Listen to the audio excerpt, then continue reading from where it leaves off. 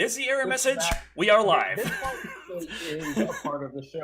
Like, there's always this delay where Denver is not sure whether or not we're live. This part is normal. Well, now that I know, as soon as the error message appears, that means everything's working fine. Then we have that to go with. So, hello, World Wide Web. I'm Dr. Shadow, the internet personality with the best hair, and welcome to Live and Wired, episode 59.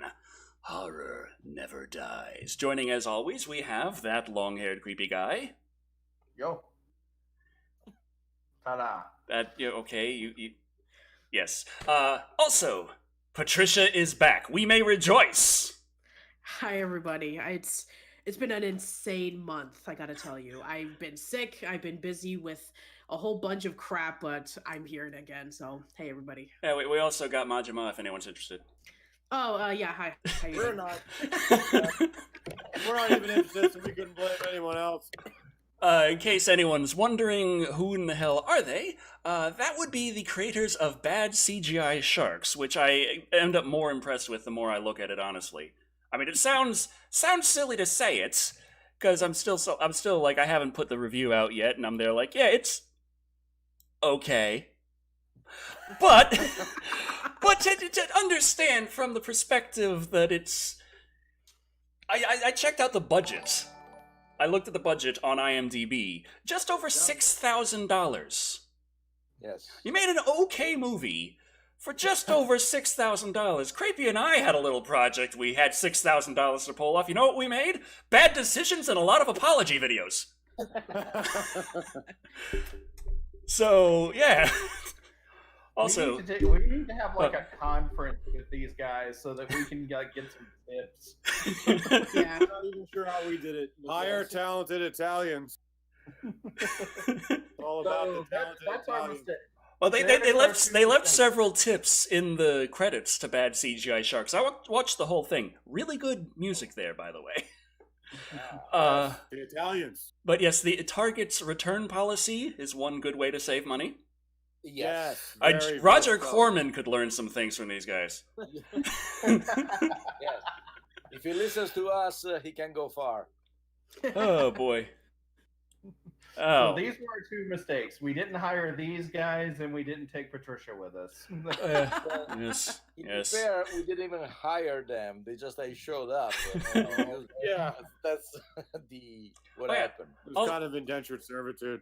Yeah. Also, okay. Also, while I was digging things up, Josh, the man who played Matt's brother in Bad CGI Sharks, as far as I could find, he had no film credits before that, did he? Josh. I brought him into his existence. neighbor. Yes. It was just his neighbor. None of us had actually. Well, I mean, you have some experience. You, sir, you have like half a dozen movies to your name. I was young. I needed the money. I wasn't going to say exactly what kind, but all right. Yeah. And I believe Matthew and Jason, yes, Jason. You can call me whatever you want, buddy. You worked on a movie prior. Some you had Want to do that, please. you had a little bit of film experience. It was a movie about weed, if I'm not mistaken. Yeah, that was a pilot for a TV show that never took off. But Well, yeah, but it fun- became a movie. Technically, after the fact, still counts. Did it? I guess they consider it. They called it a movie after it was done. Sure, we'll take it. Yeah, sure, why not? We were in a weed movie. That seems like something Decker will review one day in April. I mean, Yeah. like, I'm just Please waiting don't. for the Decker stuff. Okay. I mean, he's gonna run out of Evil Bong movies eventually. Oh no, I won't. They make like 3 a year. You did all 4 already? 5. 5? Yep. Okay, They've gone to High Five, 666, 777. They probably have more by now. Really? And I mean, why should this surprise me? and past the first one, they really aren't good. Decker loved the first one because it had Tommy Chong attacking a cursed hookah with a chainsaw. I was And like, topless ladies. And oh yeah. And I'm that too. sold already. Yeah. One had It a was like- shark bra. Sold even more. Yeah, I mean, like, in coming in the 8th installment, we're gonna have piranha panties. Oh god. I mean, it's gonna be at this point, isn't it? That seems like it would violate some sort of like agreement with an insurance company about film set hazards, piranha panties. I'm just saying, no matter where you are on the gender, piranha panties are a hazard. So it's a shark bra. Cresticus, I do read chat. It's just things are a little crazy right now. Direction. Or Oresticus. Also, I don't have my glasses on. I probably should fix that. He never wears them. He never wears his I glasses. can function well enough without glasses. I just miss half the things in the I've seen movies. you walk into how many poles, okay? That's just because Japan puts them in weird places. I don't know. I'm all about the hatred of wearing them. Believe me, I get it if you want to keep them off. I had this shit since I was in preschool.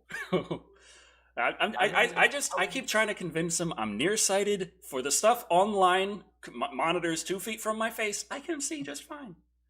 I can. I just misread that guy's name because I'm terrible at reading names. We know this. This is what I live with every day. There were a couple of things that I noticed with bad CGI sharks, besides just watching the movie and thinking, it's all right. Besides that, there was a lot of things going on with your Twitter. Of course, you had been pushing quite a lot of self-promotion, as you have to do. I understand that game very well. Twitter did not. Twitter's a bunch of whiny fucking bitches. What What the fuck do you think I get on Twitter for with an unknown movie? To fucking share cat memes? Just let me do my fucking machine gun promo and stop whining about it. Jesus Christ. Evidently, using a public forum to find anyone interested in sharks and mentioning that you have a shark movie that you are making is spam. Apparently. Because we had to get a whole new fucking account. So it's now underscore bad CGI sharks? Bad CGI sharks underscore. At bad CGI sharks underscore. At Yeah. bad CGI sharks underscore. Yeah. Or you could just search Twitter for MaJaMa and it should show up. Should, yes. Yes. So yeah, that was interesting because I was finally getting around to you. You had sent me the movie long time ago. Yes, I think we sent you a screener, yeah. And then I never watched it. And then you had the Also, Blu-ray, yes, the Blu-ray pre-order, which I pre-ordered. And We appreciate that. and then it took me until now to actually watch the movie. And you're on Twitter and you're like, yeah, Dagger Shadow, he's like one of our top supporters. I'm like, oh, I feel bad for you. We actually have a couple of super chats, Stecker. Oh, okay. Okay, from Zaki underscore Neko77, he gave us $2, saying, "Did you enjoy the Jay and Silent Bob reboot?" I haven't. I haven't seen it. I've just been seeing pictures of what Kevin Smith and Jay look like now, and I'm like, I am old. I am so old. That has terrified me. And speaking of Kevin Smith, he actually revealed the casting list for his He-Man and the Masters of the Universe animated series that's going to be coming up on Netflix. Oh, he's doing that? Yeah. Yes. Yeah. Creed Nation. Go ahead. Creed Nation dropped $2 saying, would Jaws 3 count as a bad CGI shark movie? And the CGI thing is the thing I'm wondering about, because I'm pretty sure it's just terrible miniatures. Yes, his miniatures is. I was about to ask, was there even CGI in that movie? I do remember like that one weird moment because Jaws 3 was supposed to be in 3D, and there was that point where they were in that underground restaurant, and then Oh God, I remember that shot. Just that sticks with you. Just weird crack. No, CGI wasn't invented in 1983 when that movie was on. It was just like miniature, superimpose, and Actually, Bad Miniature Sharks was the original title they were going with. They had to tie it into the franchise to get those bucks, so Jaws 3. Yeah, I think if they had left it as Bad Miniature Sharks, they would have had a better movie on their hands. You could see the strings, and it's just quaint. Yes. It would probably have been easier because I remember during the time I was at Dark Delicacies for the signing of the Killer Clowns from Outer Space Blu-ray, which is where you showed up and I first heard about bad CGI sharks. Yes. You were mentioning to the Kyoto brothers that you actually had to talk with your visual effects guys to remind them to keep the CGI sharks looking bad. Yes. Right. Well, it's interesting because we went into this like expecting nothing. Before the Italians got involved, we were like, look, we're sick of trying to get screenplays made. Just get a $30 shark program. We'll film it, whatever, dumb jokes. So we went into it expecting nothing. And then like we all thought the shark would look good. And then it was tough to gauge because like we expected such shit as like, is it good? Is it bad? And then some people are like, oh my God, this looks like the worst thing ever. And some people are like, no, it's actually pretty good. But there's several degrees of expertise to get just the right level of shitty shark. I personally, I feel like the main shark, bad CGI sharks, from afar doesn't look too bad. Not bad. But the animation, Yeah, it is a balance. the animation is what kills it, really. Yes. And you Oh, lean we into have that another- pretty well. Yeah, we have another super chat, $9.99 from Taylor Riff, who says, "Happy Saturday. I'm having some drinks after finishing my last big assignment of nursing school, so cheers." Ah, Cheers. cheers. Yeah. Hooray. That's a shame. We invited MaJaMa on for bad CGI sharks discussion during a regular Live and Wired. We could have invited them on for one of the times we were playing the Stephen King drinking game. Oh yeah. Also, for sure. their camera looks very glitched and they look quite frozen. Actually, I see a little bit of movement in the back now. It looks like that. This is really weird. If they can see it on YouTube, it's like they're waving from behind the frozen, glitchy version of themselves. I can't hear It them. looks fine to me, and I'm the one who's supposed to have the really, really crappy internet. Wait, connection, you so can I don't see know him? what the hell. Can you hear them? I can see and hear them. Yeah, they're fine to me. Oh, Yeah, same here. Leaving us. Okay, I can hear him now, Yeah. Oh, good. Okay. but I still can't. This is an interesting day. Lupucillo says, "Blow into the cartridge." Oh boy. Also, That Judson always works. Judson Yeah. Gaiden asks, "What if a xenomorph birthed from a shark?" And I think I've seen that attempted, like in some comics, some art. Usually, it's just a shark, but it's got a biomechanoid kind of look to it. Right. Not too I surprising. think my favorite shark, like bad shark monster, like that was very obviously fake, but I still loved looking at it. Was it was a sci-fi original movie called Sharktopus. Yes, Yeah, I've heard about Shark. Sharktopus. Yeah. I always like Yes. that one. See, and I wasn't actually that one made by the Asylum? Because usually, like Sharktopus. That's Corman, baby. Really? Is Corman. Oh. okay. I know Asylum did a lot of made for sci-fi Right. movies Oh, yes, and a lot of Yeah, shark Made a movies. mistake to make. And- But I just remember the whole time I'm like, it's the head of a shark, the back is the octopus, and I'm just like, this is the greatest thing I've ever seen. But- I definitely want Decker to review that one day, and I would like to review it with him. Well, I just Yeah. remember when I started my channel, I did a lot of Asylum reviews. They still look incredibly glitched on my end. Yeah. It's nice I can actually hear them sometimes now. Okay, Yeah. good. Robert Wilson gave us $5 saying, "Mr. Decker, I would like to suggest a St. Patrick's Day review of the film Waking Ned Devine." St. Patrick's Day? Was he just really hungover? I am completely lost and I have no idea what to think. I mean, that's just like I could just apply that to any point in my life, but Yeah, right. That pretty much sums up the distance for me. But it's That's the typical state you're supposed to be in the day after St. Patrick's Day, so. Or on St. Patrick, do The Fugitive, because that's where it takes place. Ah, Oh. well, okay. In Ireland. No, Chicago, but it's close. So, Yes, it's Dublin, Chicago, Illinois. That's what it is. exactly. Yes. Dublin, But- Chicago, Illinois. Yes, it's in a place called Dublin. That's in Chicago, in the state of Illinois. What the? YouTube recommends know. that you use a stream bitrate of 4,500 kilobits per second. I'm streaming 1080p. We're doing 8,000 kilobits per second, okay? Yeah, fuck you, YouTube. Oh, Damn it. uh-oh, what happened to... Okay, You- there we go. Usually it's Twitch that complains you're using too many bits. I don't know. Oh well. So, Never used any bit in my life. We're Discord versions. Yeah, I can see you're saving a lot of bits right now on your camera feed there. again, Yes. they're fine for me. This is reminding me of the glory days of the Game Genie, when you really don't know how to use it. I think you're back to me now.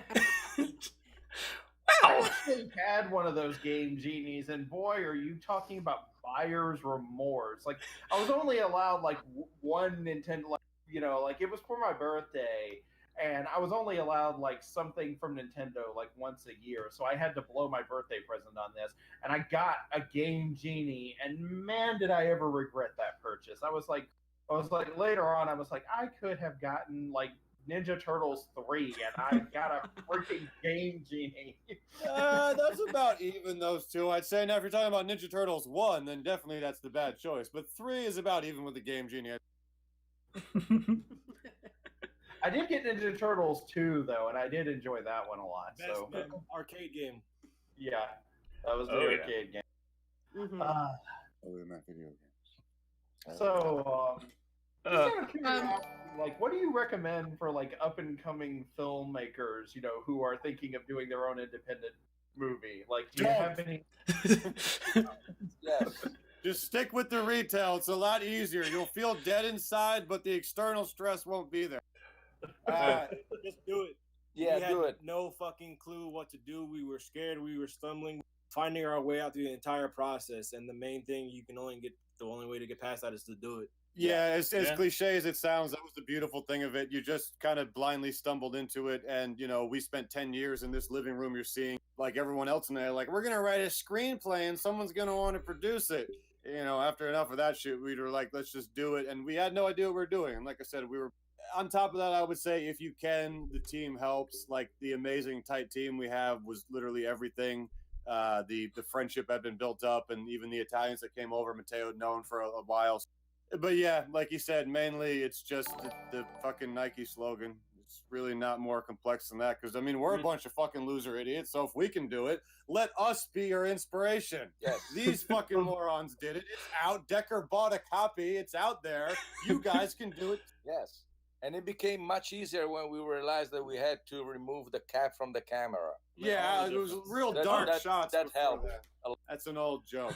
The moral of the story is have no idea what you're doing. We can do that. We try to tell people this. They're like, so you guys made a film. Like, I don't fucking know shit. The idea is to go into the project not knowing you cannot do it. That's actually very true. Yeah. So if And you go with that mentality, you'll do it. You're not gonna fail because you don't know you can fail. Okay. Eventually, you have something that, for some miracle that I still have no idea how it happened, but it kind of like makes sense. We had to scramble to get everything done. So I think you said once, like things work a lot better when you just have to do them. Like we're at the beach, these shots aren't working. We're filming tomorrow, winter hotel room, like pizza, desperately rewriting 6 hours before the shoot. But you have to do it. So if we're just sitting in the living room, like just no external pressure, just wanting to write a screenplay, it's easy to just fuck off and watch YouTube clips. But if you already have 2 Italians who flow overseas and you're trying to get this shot done because you paid $300 for a beach shot that they don't even rope off the fucking people, so the people are walking through your shot. 600. Oh. 600. Oh. So, But one of the things that we like I said, I go back to my original thing. Just don't try. It's a lot easier. yes, or no, one of the This things that we also actually sounds like how our production would get. Like, Well, when we were in Japan, we had a lot of scripting we still had to get done, and we had like nowhere to sleep. And so we're sleeping on the Shinkansen, and occasionally, like, Creepy's trying to get just a little bit of rest, and I'm there shaking him awake like, I need a joke here. Come on, give me the gold. What are you doing asleep? one of the best things also is trying not to, especially when you don't have the mean, and we didn't have any mean whatsoever. Just like be very linear with your shooting.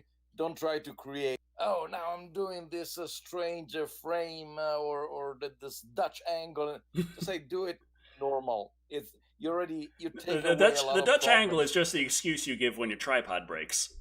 Yes, very true. Very true. Yeah. So, Well, like, like- yeah. Yeah, we had a tripod, but mostly it was just like on a gimbal, so it was even easy. Well, it's like you mentioned the Asylum movies. I think the problem with so many of those, they're like, the world is ending and there's massive explosions in military and we have like this much of a budget. So it's like, dude, just do something smaller so you don't have to fake your way through military control rooms and massive things. Like, keep it small. Keep it like, our film is fucking two brothers running through the night and shots between the... Yeah, and if you have a bigger budget and you want to do the same equivalent, then you contact Roland Emmerich. Exactly. It's two brothers running through the night, running through the streets at night, through back alleys, behind houses, in backyards, and behind grocery stores. Generally, places that no one's going to check to see if you have a filming permit. Exactly. That's how it went down. That's exactly. And then you make sure you have your lines down, so you do 2 takes and then run away like teenagers from the cops. Yeah. Okay. Yeah. So it's not basically. It's not so much what you have and use it. It's basically just take whatever you have, however small that might be, and then just try your damnedest to do your very best with it. The entire philosophy was, it sounds like. try to make the best you can out of what you have. So whether it was the locations, we didn't want to write anything out of our means. The characters, we went through a lot of trouble to make sure to characters that were exactly like the personalities. So you're not like, not try to dazzle them. We're not actors. Try to write to what you can play. So that you summed it up beautifully, man. You wring the best possible juices out of what you're given to work with, as opposed to extending above the means. Yeah. Like I said, it's basically having your own YouTube channel. You just work with what you have lying around the house. That's exactly. It was reminding me a bit, because a lot of people ask me, hey, I want to start with YouTube. What editing software should I get? What camera should I get? What kind of microphone do I need? And I was like, hey, if you have a phone that can record video, just use that. Just put something out there and get into the habit, because that's what you need first and foremost, is the drive. Right. Yeah. As long as it's coherent, it works. Yeah. But on the plus side, I also improved my audio significantly. I just got this nice Zoom H4n Pro. So yay. Very nice. Motorcycle US asked a question for $2. What about parks? No one goes to for shots. Well, here's the thing. You see, parks, it's owned by the city. So that means you probably have to go to City Hall, or you have to get a permit so you can get permission to shoot there. Because a lot of people... For a night. Yeah, most of our movies in a fucking park. Yeah, that's true. Yeah, you could go there for nights. For instance, and you have to somehow, which also we invented ourselves. We were, I don't know how many hats in this production, because we were just like trying to make the best out of it and making work the best way. You also have to shop around a little bit. For instance, we found out that our epic beach scene, had we shot it in Santa Monica, it would have cost us about $2,400. Because one of the things that we didn't know and we found out is that even if you don't go into the water, shooting in the city of Santa Monica, by law, you're required to have a lifeguard, and usually is paid about $100 per hour. Oh. And it has to be there for at least a minimum of 8 hours, plus the cost of the beach itself. So shopping around, we found out that Laguna Beach, it was $605, including the parking meter covered for us. And we went there. And that was that's how we keep the budget $6,000. Just like doing that. Smart consumerism. You look around, because probably had we driven towards San Francisco, halfway through we could have found a beach for free even. But at that point it was too much. I mean, we had the crew was here and everything, so we're saying, okay, let's try to kind of like have a schedule for everybody so we know where we're going. But that was it. But and the parks, yes, they are extremely expensive, especially in Los Angeles. They're incredibly expensive, and some of them don't allow you to shoot at night. So and our movie takes place pretty much in one night. So you have to become creative. So never pay for permits is the lesson of that rant. There's a lot of well-known movies where they were like when they were being made, they weren't particularly well known yet, of course. And yeah, like James Cameron, he was filming at night without a permit in lots of things throughout Terminator. Yes. Yeah. That was a big thing. That's just fun movie history now, but that was just him desperately trying to get the movie done then. Absolutely.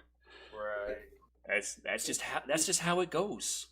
The thing is that, yes, if you make it and you become successful, then it becomes a colorful anecdote of your past. If you never make it, you're breaking the law. Yeah. That's it. There is no. It's the same thing like that when Joe Dante, John Landis, Quentin Tarantino are quoting movies. They are movie connoisseurs, or they're making. If I quote a movie, I'm a geek. And that's it. And it never moves over there. The bar sets over there very firmly, and that's it. Oh boy. But I'm just trying to think. We do have a lot of news, and oh crap. Decker, what have you done this time? Well, I did finally get my Surface Pro back from Microsoft. Or rather, they sent me one that actually works, and they kept the other one. Okay. So I figured out how to use it as a third monitor. But it's wirelessly, and that doesn't exactly work so great sometimes. But yes, we do have a lot of nice little news articles. One thing was kind of sad. It's like horror is generally not respected in a lot of the movie connoisseur circles, like those who are professional critics and stuff. A lot of critics really. Well, on YouTube, plenty of people who are just independent critics out there like me are like, yeah, horror, awesome. But but a lot of professional critics for a long time, and still today, the ones who are the most respected, usually they don't have the greatest reputation when it comes to horror. Like, I mean, sure. And a lot of places just don't consider horror films for awards and such, and just don't care about the horror genre in general. But one thing that recently happened with when the Academy Awards went by recently, they have their thing they do, the in memoriam. They do a little montage remembering actors who have passed away. And there were a few exceptions this past one, including Sid Haig. Sid. Exactly.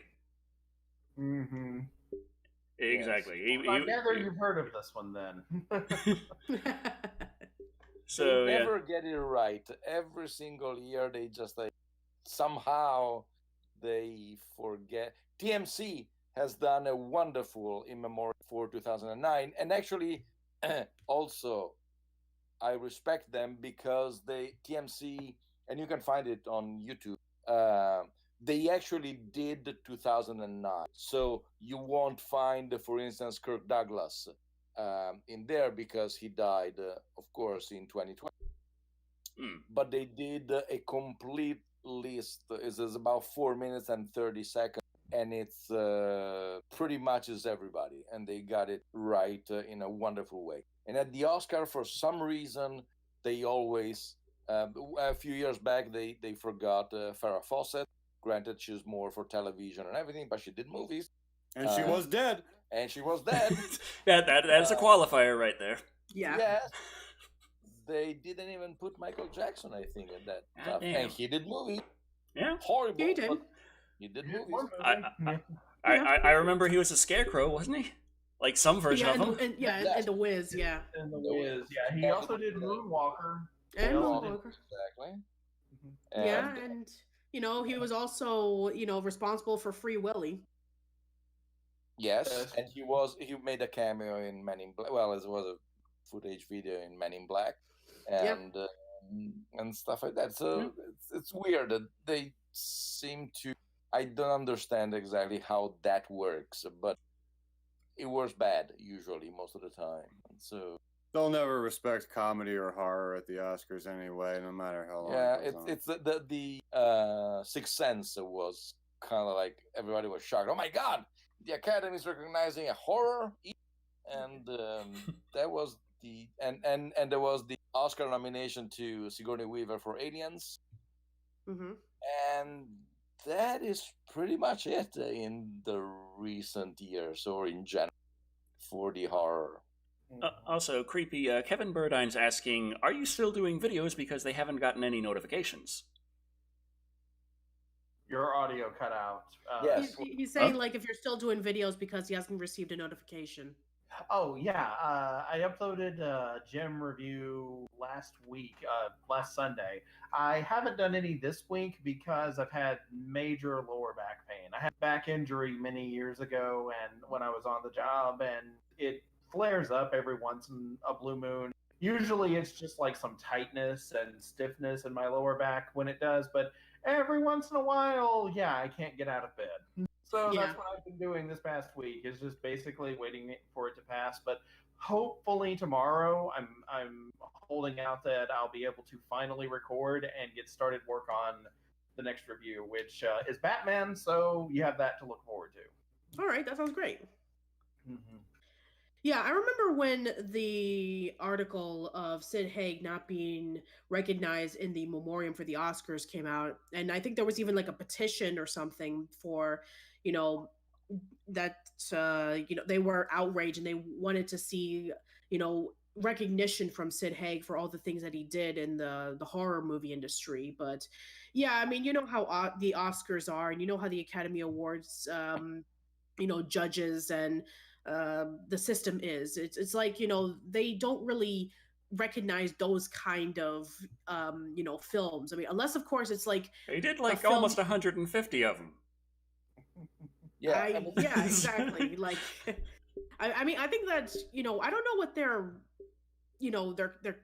like recommendations or like the qualifications are for, like, hey, this is how you're going to get recognized in the Oscars. It's like you need to do this and this and that. It's like you need to be in a few Oscar nomination movies, or you need to do something incredibly groundbreaking or a revolution or whatever. It's like, I don't know. It's like, the Oscars tend to play it safe a lot of the times. Yeah. And the Academy, the excuse of the Academy is that, of course, if you go on their website, there are all the photos of every single actor or directors, writers. That's true. I did see someone was sharing the Sid from the website. So yes, it was up there at least. And somehow the segment in memoriam at the ceremony is kind of like a greatest hits. So they pick and choose. Here's all the important ones that died this year. You want to see the ones that didn't matter? Go online, you fucking asshole. That was the original introduction, and they cut it. They cut it for time. Thought it might be a little controversial. Yeah. But I just think differently of what we think of as Oscar bait. You always think of the great artistic shot and the speech and the tear. I want to see Jason Voorhees chucking a guy into a wood chipper. I'll give an Oscar to that. I agree. And the Academy Award for most creative method of eviscerating a victim goes to... I mean, if they don't, it is still to this day don't recognize a stuntman at the Oscars, and that is also something that it's painful. I know a lot of stunt people; they are exceptional. I'm kind of amazed that Hollywood has stunt people anymore, like at all, because I mean, considering the kind of job they have and how they're treated behind the scenes, why do people keep showing up for work? Well, in Hollywood, a lot of people do a lot of things to be in a movie. That is true, very true. I mean, you were to say, like, I was in, some of the top-rated movies that made billions of dollars. A stuntman would say, I was the stunt double for Robert Downey Jr. or Chris Pratt in all these Marvel movies or something like that. It's like, that's something that you could put on your resume, even though that you probably had a chance of like being slightly electrocuted or almost losing a limb or something like that. But hey, job's the job. Yes. I was in that movie. Don't worry, if you get too hot while on fire, just stop, drop, and roll. Yeah. You'll be okay. Yeah. Shake it off. You'll be good. Yeah. Damn it, Mr. DeMille. We said we would only do 2 explosion scenes. I am not being blown up a third time. Not until I see a contract negotiation. Right. But yeah, like I don't know. It was something I kind of wondered about. I was like, you're right, though. Of course, a job's a job, and everybody's got to eat. But at the same time, I'm like, I've heard just some things that stunt doubles go through, and I'm just like, ouch. Yeah, very much so. I read, my good buddy Cassine Gaines, who has written a book about Back to the Future, and it goes in depth about like this, scene where one of the stunt doubles for Marty McFly in Back to the Future Part 2, where, they were going over the hoverboarding scene, and it involves with like electrocution and, falling off from a high position and like almost breaking the backs and stuff like that. It's brutal. I mean, the person almost died. Yes. And if we're talking about something recently, the upcoming movie, The Witches, the one that's being directed by Robert Zemeckis, Right. there was talks about like somebody who was working on the film, and they had their neck was literally stabbed with a sharp object. Jesus. So Yeah. I know, right? It's horrible. Yeah, the Vin Diesel stunt double in Triple X sadly died for a stunt at the end of the movie. He is paragliding attached to a motorboat. Jesus, for Triple X? Yes. At least it's a worthy cause. And, yes. Angela Bassett's stunt double died on a Vampire in Blue, which is even more annoying because it's a movie that virtually nobody saw. So at least you say, well, let me die for something important. No. There was and don't forget, like, of course, there's Brandon Lee and the way he died, Yes. which he wasn't using a stunt double, but the accident on the set, of course. I think most people know remember that story. Yeah. Yes. And if you find a very bizarre, I think it's American Canadian movie called High Point.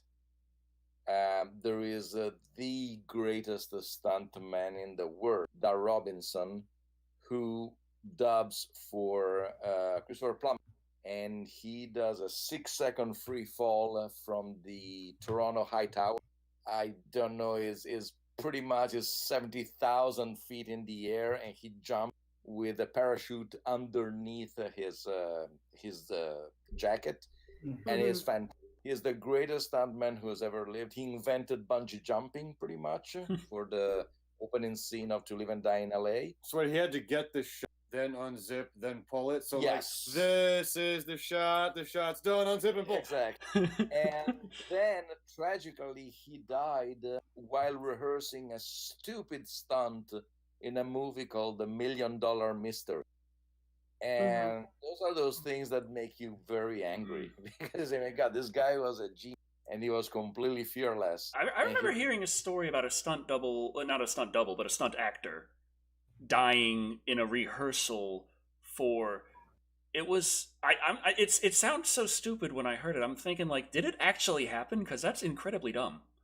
It's possible because sometimes you just give for granted something that is not particularly complicated. Well, there was this commercial for there's a potato chip or Tostitos. I'm not sure which. I can't remember. But there was a commercial that played with a guy jumping out of a helicopter doing a bungee jump and just scooping the dip with the chip in his teeth.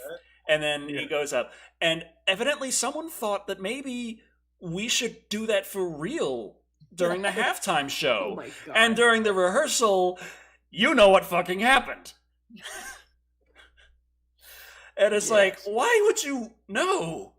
Why would you do that? Why would He died for Pringles. Yes. Evidently. So, yeah. I wonder how that tasted, honestly. Once he popped, the fun did stop. Oh, God. Well, the fun stopped for somebody. And on the topic of horrible, painful why, someone was asking, do I have any plans on reviewing the rest of the I Spit on Your Grave movies? They're not scheduled yet, but technically I have them. I haven't been watching them. There's an interesting story behind this. See, Decker bought all of the movies in the I Spit on Your Grave series, and he was like, I'll make a whole month out of this. I'll, clear them away from start to finish, 1 week after the other, all of the I Spit on Your Grave movies. And then he watched the first one and threw up. Wait, how many did they do? Technically, I got the original, and then they had the trilogy that followed, but also recently, the one I don't have, the original actress and original director made I Spit on Your Grave Deja Vu, which is a sequel a sequel to the original. It ignores all the other pseudo-sequels that aren't really sequels, and it doesn't take place in the timeline of the reboot trilogy. Wait, but there is a reboot trilogy of I Spit on Your Grave. This is the world we live in. Say, like, the plot is basically just someone gets raped as every movie, right? It's not like then they go around for the rest of the movie killing the people responsible. It's not like the MCU of rape movies where they're like cross-connecting friggin'... Remember when this guy raped her in that movie? Now he's back to rape her! Shark Rapist 7, Season of the Anus. There you go. It's the rape equivalent of Taken. Yeah, that they keep taking his daughter and everything, and it's just like you would think, knowing by now, but yeah. Oh, okay. Yeah, I had to hear about, like, Decker calls me up after he's done. Well, the first big problem was I was thinking, like, I'm going to sit down here and watch this side by side with a little popcorn and my fiance. That you fool! You naive fool! That didn't go quite as planned. Yeah. Then he calls me up after he's like both done with the movie and done feeling nauseous, and I have to hear a play-by-play of the whole thing. And the whole time he's like having a breakdown, like I still have this many more movies to watch, and I barely finished the first one.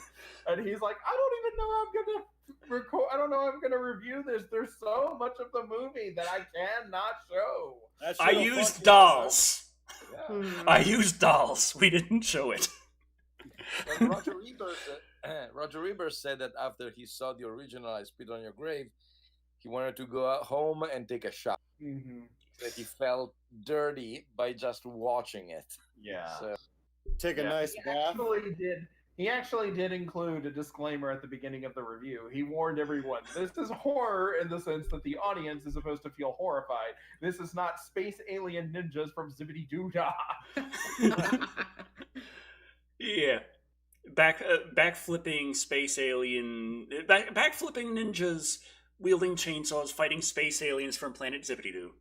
Yeah. That's our next movie. yes, exactly. Hey, hey, Decker, you need to talk to these guys after the show. Right? We might have a little proposition for you. Yes. I also have this wonderful idea based upon a sharktopus that is this creature that is half a shark and half a shark, but not the same shark. Okay, so it's half tiger shark, half whale shark, with a mixture. Lengthwise. Okay, lengthwise. Okay. So the lengthwise will be the whale shark, and then maybe the teeth and the eyes will be the tiger shark. Yes. So it'll be a wilger shark. Yes. A wilder shark. Yes. Yes. You're forgetting about who your audience is. You can't make it that complicated. You have to go for call it Sharkenstein. Mad science is Sharkenstein. Sharkenstein exists already. Yes. I don't know if that's the part of it. Oh, okay. Okay. What else? Shark zombie. Shark. That exists too. Zombie shark. Creepy. You have to understand that the shark genre has done everything that you can think of. They've done shark hybrids. They've done sharks in unexpected places. They've done organic sharks. They've done biological sharks. Well, it says Sebastian, played by Matteo, says in the beginning of Bad CGI Sharks, it's an incredibly original concept for a movie in 1978. How about the shark god from Hawaii? Has anyone done a movie about that? There is the She God. Oh yeah, Shark Reef. Yeah. It has about literally 30 seconds of shark footage, which you can see in Bad CGI Sharks. We took just a minute that had it. Another Corman film. But yeah, that was Corman. It's a slog to get through. It's in the public domain, so yeah. Oh, okay. What about sharks in a supermarket? Yeah, so I noticed on the wall. Wait. And the one picture I used for the title card of this stream on the wall, there's the big movie poster, and it's White Zombie. I'm like, public domain, nice. Yeah. And by the way, sharks in a super. That was a scene already in a shark. Oh, that cut out slightly. Were you saying sharks in a supermarket or sharks in a soup? Supermarket. Supermarket. What? Oh, what if that's it? Shark soup. Everyone's trying to get they're evil bastards trying to get their shark fin soup, but the shark fin soup is actually shark soup. So it's a soup that tries to eat you. Yes, a shark comes out of the soup. Not bad. The spirit of the shark lives on and doesn't accept this. Sharks are meant to eat, not be eaten. Maybe we're going about this the wrong way. Instead of sharks, maybe we should take it into a different direction. You know, there was Attack of the Killer Tomatoes. Maybe you could attack of those little fruit snack sharks. Right? Yeah. Well, at this point in time, we should just reboot Street Sharks. Hell yes. Okay, so do you know how many people when I did talking about the Twitter promo, I would search for shark stuff on Twitter. So many people are like, "Give me a live action Street Sharks." I see that tweeted all the time. The people.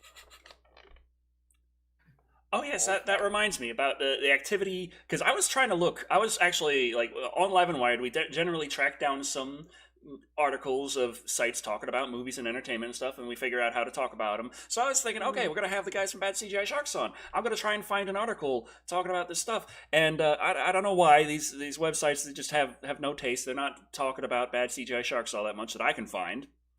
So I was trying to dig deep. I found some real good deals on shark vacuums, but unfortunately, I guess I'll just have to use just my memory to bring out this. As there was a lot of activity actually in Japan Twitter of Bad CGI Sharks, almost kind of spreading like a meme. Yeah, we had about 2 weeks ago, I'd say. There's a guy that's followed us from the beginning, and his profile is a shark picture, so I think he's obsessed with all things sharks. He tweeted out something about, I think it was, the shot where they have the XYZ axis still on the shark. And I think he tweeted something, again, you go off the broken English of Translate, but I think he was like, "Oh my God, this is crazy. When I saw the axis still on, I would just die."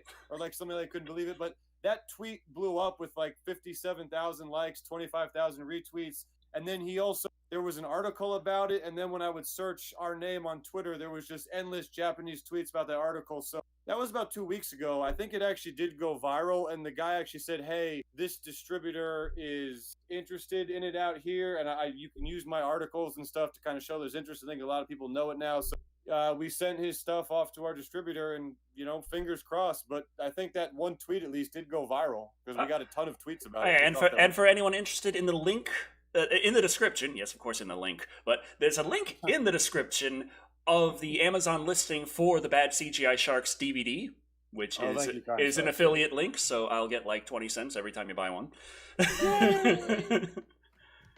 That's about how much we've made so far off the movie. We're making more than we do. Isn't that how it always tends to be? Yeah, always. We're actually missing a few super chats. Sorry, everyone. I guess I'll get around to that in just a minute. So thank you, Creed Nation, for your 199 chat saying, "You know what? There was activity. There's activity in the chat." So yes, thank you. just a tad. There was also I think the idea that Decker and I had for a movie was basically Decker and I go on a road trip trying to find this long lost movie for a horror film that was shown once in a theater and then was never shown again. And Decker, of course, has to get his hands on this so he can review it. And along the way, we come across sort of based a little bit on our trip to Japan and the fact that I was honestly interested in trying to find Gamera 4. Yeah. But to try and actually put that in film form is way more expensive. So it's okay, let's just drive around. We live out in the middle of nowhere. We're good with that. This road. But yeah. That stuff, all that retweeting, all those likes in Japan, that's impressive. That is very impressive. And We were blown away by. I mean, apparently, from my mild research, they seem to have an appetite for shark movies in general. Like I see all sorts of people just talking about them, but yeah, then it just kind of. I think years ago actually was the first time. Maybe even the same guy tweeted. He was like, "Hey, I don't know if you saw this, but my tweet has over like 100,000 impressions. I think Bad CGI Sharks getting." And I've actually had people hit me up like, "Hey, man, I've been looking for distributors and asking them if they'd like to distribute." I'm like, "I've never met you. You're telling me you're in Japan." Didn't those tweets? Didn't that tweet kind of going viral happen after your initial distributor for Japan like fell out on you? Yes, funnily enough, because like you said, it seems like there's usually shark movie interest out there, but the distributor did turn us down initially when... there was 4 that turned us down. Yeah, I think he said... Three didn't answer. SRS said there was 4, they didn't even answer or respond, but yeah, it's strange. So then we have all these tweets, and he's like, please send this to the distributor so they can show this. But... yeah, since the beginning, Japan's been picking up on this. We even had a fan, I guess is a fan, in Japan that crocheted the Three Stooges. Oh, yes. We actually have people crocheting version of the Shark Stooges. Like, you found that searching, and my mind was blown. We had no contact with this person. They just did it. They have other little cute crocheted sharks from other shark movies. Yes, because they made a crossover between Shark Exorcist. They had Sharktopus, they had Sharknado. Shark Exorcist. But Shark Exorcist, the detail that she put into these things was mind-blowing. They look exactly like them. We had the other fan did like the 8-bit fan art version of the one. So yeah, we've been blown away by the Japanese people that have been showing us love. It's insane. Mm-hmm. And they've never seen the movie. Yeah, that's the other also the other. That's the other. I haven't seen the movie, so that's probably going to go all downhill once they do. Yes. See, in the meantime, I was just like reviewing a bunch of Japanese kaiju flicks and researching the names in kanji, putting those tags in like, okay, here we go. We're going to get noticed in Japan. They don't care about me. Oh, well. Yeah. Adam Woffor gave $2 saying, what about homunculus sharks? Okay, let's cross sharks with Full Metal Alchemist. Okay, sure. Yeah. Are we going Full Metal Alchemist homunculus, or are we going like actual homunculus? Like little tiny person. I hope it's the former. Little tiny person / shark. I'm just imagining a 1 foot tall guy running around with a shark head just biting people. I like it. That sounds like something from Puppet Master, which is another movie series that people are wanting Decker to review. And also, the series is endless. Decker, you're gonna have to give up your life to just do all these reviews for the people. Mm-hmm. Yeah. The year of Puppet Master. Pretty much. Ooh, summer special's not long enough for that. Then again, we did the summer Freddy vs. Jason, which was longer than the summer. Well, we squeezed it into the summer, but technically it had more movies than weeks in the summer. Mm-hmm. I made it work. And you ran out of Nightmare on Elm Street movies before you ran out of Friday the 13th movies. You still had like 2 or 3 Friday the 13th movies after you had reviewed the final Freddy movie. Yeah, it was just waiting out. Like, okay, can't do Freddy vs. Jason yet. Still got to do more Friday the 13th. Okay, well, they have the remakes. We got to do the remakes. Yeah. You have to do now Leprechaun. The Leprechaun. Oh yeah, that's right. Because we talked about this a few months ago. Was planned for a Leprechaun movie that was going to be featured on the Sci-Fi Channel. Right. Yeah, because now they did Leprechaun Origins, I think. Right. Something like that. I was actually working with Uncle Bootleg on a little animation. I was doing a little more voice work for him, and it's related to the redesigned Leprechaun. Right. I'm just like, why do you need an origin story for the Leprechaun? It's a leprechaun. I mean, follow the rainbow pot of gold leprechaun. Everyone knows how this works. Right, exactly. I mean, like it wasn't bitten by a radioactive spider. It wasn't like haunting people's dreams or anything like that. You don't need an elaborate backstory. It's just a little person with a bad attitude who's pissed at you because you ripped him off. So, if memory serves, I haven't seen them in a while, but I think that the third Leprechaun movie opens with something that it wasn't set up in the previous one, and yet there is Leprechaun 2, Then there's Leprechaun 3, and I think that the third one he opens, then the Leprechaun is a statue. But it never happened at the end of the second one. So I say, that's interesting. So probably they had to make a little bit of order in the whole story. I don't know. It's weird. Yes, probably. Mhm. Right. But yeah, but I'm just like they had to create this very elaborate backstory. I mean, I feel like you're overthinking. Oh god, now the chat's just going off on Strange versus Aquamarine versus Sharknado, Predator versus the Tick, Man Bear Pig versus Cat Dog. Nice. Oh man. Yeah, Cat Dog. Judson Gaiden says Willard versus Ben. Oh, wait. Oh, wow. Oh, jeez. Crispin Glover again. Oh boy. So yeah, we're closing in on the first hour, and I'm wondering if you'd like to have a little time to mention any new things you're working on, or anything that you've got going on, any special screenings, kind of thing. I don't know. We're working on how to make more money than King Solomon, but so far failing miserably as a plan. Yeah, we're trying to get the second movie started now. Completely idealistically, we'd have it done by the end of the year if we can, like we said, get the Italians on back. But in general, for now, like he said, we do stay active on Twitter. So if you guys want to hit up at @BadCGISharks_, I'm on there every day of my life. I respond to everybody, no matter what the comment is. We love staying in contact with you guys. My brother, the Instagram, which is @BadCGISharksMovie, and he's also very active on there. So, if you want to stop by, leave a comment, say fuck you, verbally abuse us, whatever you guys want to do. We're open. All bases are covered. That's nice. Yeah. Yeah. If you go to badcgisharks.com, there's also a contact there. It would be nice to receive a regular email and not offers of sex with middle-aged women, as I'm getting by the time. It's always sad that our official Bad CGI Sharks mailbox is just like, stereotypical junk mails and dick pills and Asian brides. I got by mistake one that they were telling me.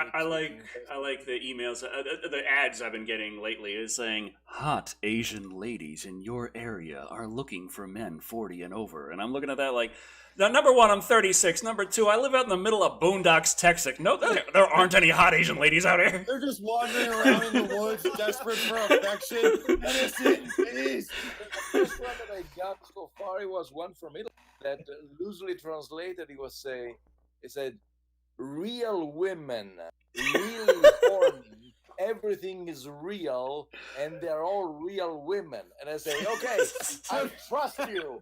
Have you been fooled by those fake women in the past? No more hookups with synthetic robots. These ones are real, man. I'm not going to fall in for that again. I'm not going to fall in for that, period. I have seen those ads before, and that is the reaction that I have. I just kind of tilt my head, and I'm like, as opposed to all the fake women. They're amazing. I think everything's going well. You're going on that third date, and you're like, "I love you," and she looks at you like, "I love." I love. Hey, there's the opening to your next movie. Bad CGI robot. My bad CGI wife. Yeah. That's actually pretty good. I like that. I can't believe it's been fake all along. Yes, God. I have a strong attraction.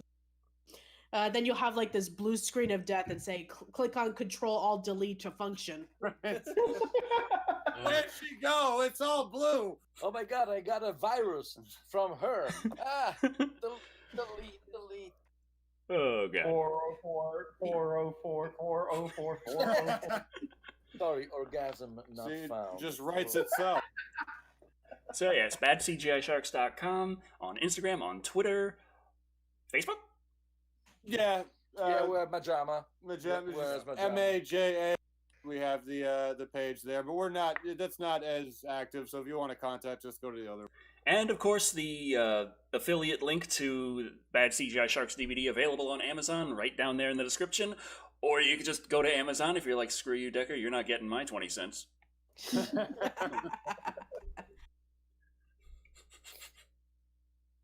Okay. All right. So yeah, will that be all, or shall we move on to news? Do you have things to do? I don't know. We're just doing it live. That's how we work here. Yeah. Yeah. We're professionals. You can tell. I should probably just take the Wired out of the name because I have no idea what I'm doing at any point in time. Do you guys have anything to say? Me and this, Should you hang up first, or should I hang up first? I don't know. Did anyone say all right? Was the vibe okay? No, yeah, we would like to thank you guys for having us on. It's awesome. Yes. We had a blast with this. We always love talking dumb movie shit. And Decker, like I said, you've been tweeting about us from the beginning, and we appreciate the purchase. And bless you for reviewing our little shitty shark flick. Yeah, man. I still have to finish that. It's been a busy week. Well, the intention's there. Yeah, that's awesome. Take care. Working on it. In his own way, which is to say, not very much. All right. Well, again, we thank you very much. And if Thank you. if you ever have any other projects that you wish to talk about here on the show, then you're more than welcome to come by as guests. I'll keep an eye on their Twitter. I don't follow too many people, so I shouldn't miss We're it. gonna take you up on that now. Remember. Thank you so much, guys. All right, guys. Thank you. Thanks All right. a lot. Appreciate you. We'll try to exit. Where's the somehow. off button? There it is. Bye. Bye, Thank guys. you. Bye.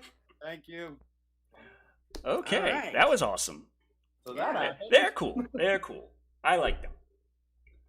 Okay, so we have news. We have news and stuff. Like We do. more than just one other article. I know, right? It's a crazy concept.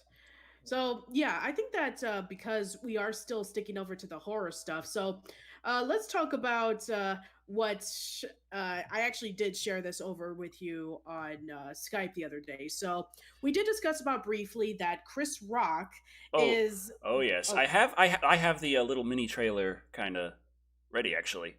Oh, you do? Okay. I put together a couple of little miniature trailers just to have. Okay, where is this Spiral? There we go. So in order to keep it from running the problem. Oh, geez, that jar is going crazy. In order to keep it from, it's just all the other thing. Now that the jar is on the screen, all these things are spilling into it, and it's like. But I have this little Spiral is the name of the spiritual successor, kind of. Not really spiritual. Is it a spiritual, or is it just a sequel at this point? I think it's just a sequel, Or is it a reboot? I don't know. It's weird. It's the yeah. next official Saw property. Yes. Whether you consider that a spiritual successor, a reboot, or whatever, it's called Spiral. It stars Chris Rock. It's written by Chris Rock. It's directed by Chris Rock, and it's a horror movie. And in order to keep from having problems with copyright, I tried to chop up the trailer myself, so we don't have a full trailer here. We have little snippets kind of merged together to make a 20-second mini trailer that I can show. And hopefully you'll get a feel for exactly what this is. So, whoa. Hold on there, you loud, beautiful thing, you.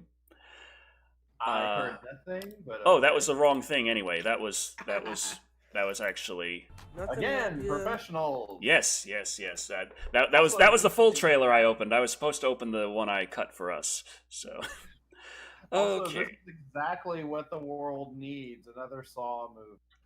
I mean, at this point, of course, So yes, here we go for the little 23-second live and wired cut of the Spiral trailer. Here we go.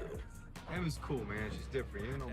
Okay, so we got Chris Rock driving a car and looking all shady with his glasses and all that stuff. Who's out there pulling all the strings?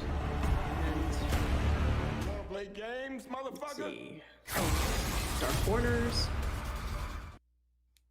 New Okay. chapter. Yep, there we go. Now. Spiral. Yeah. Okay, Okay. so yeah, that's that. Yeah.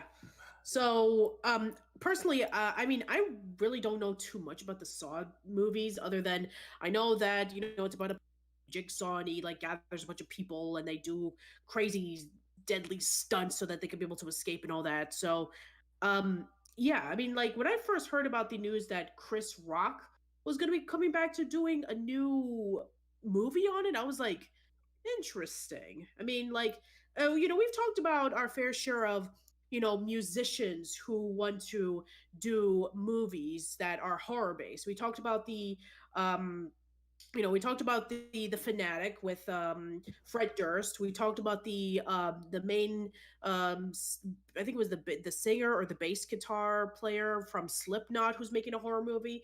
So musicians making horror movies I can see, but comedians who are known for making people laugh doing a horror movie. I mean, Teddy Rubskin says, as if we didn't get way too many Saw movies already, what sort of spin can they do with it?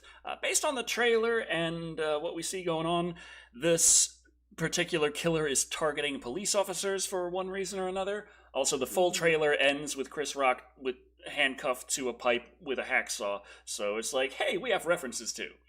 Yeah, it's of course it's to be expected. It's like the movie's called Spiral. We want to make it so that it's like, oh, it's Saw 8. It's just called Spiral, so that we wouldn't say we've made too many Saw at this point. Well, that would at least mean that I was wrong when they were saying Saw 7 is the last Saw, and I was like, it's not going to be the last Saw. It's like, no, technically this one's called Spiral. I'm like, hey, you son of a bitch.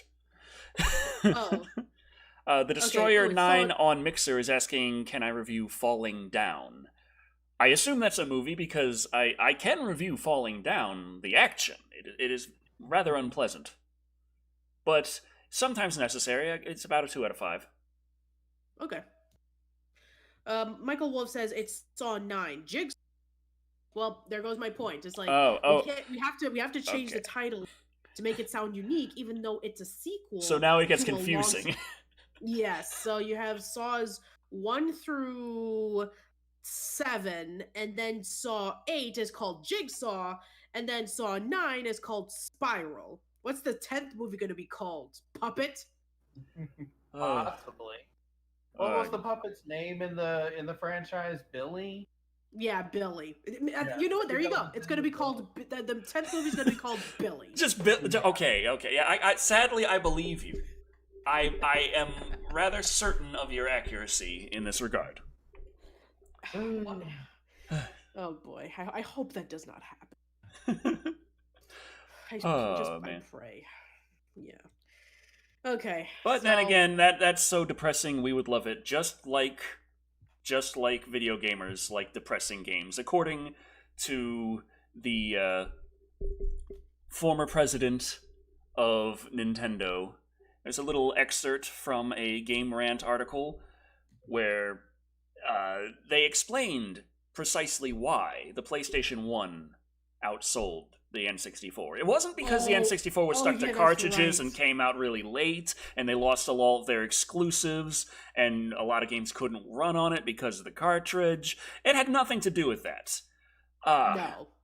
The excerpt from the article, the important paragraph is here.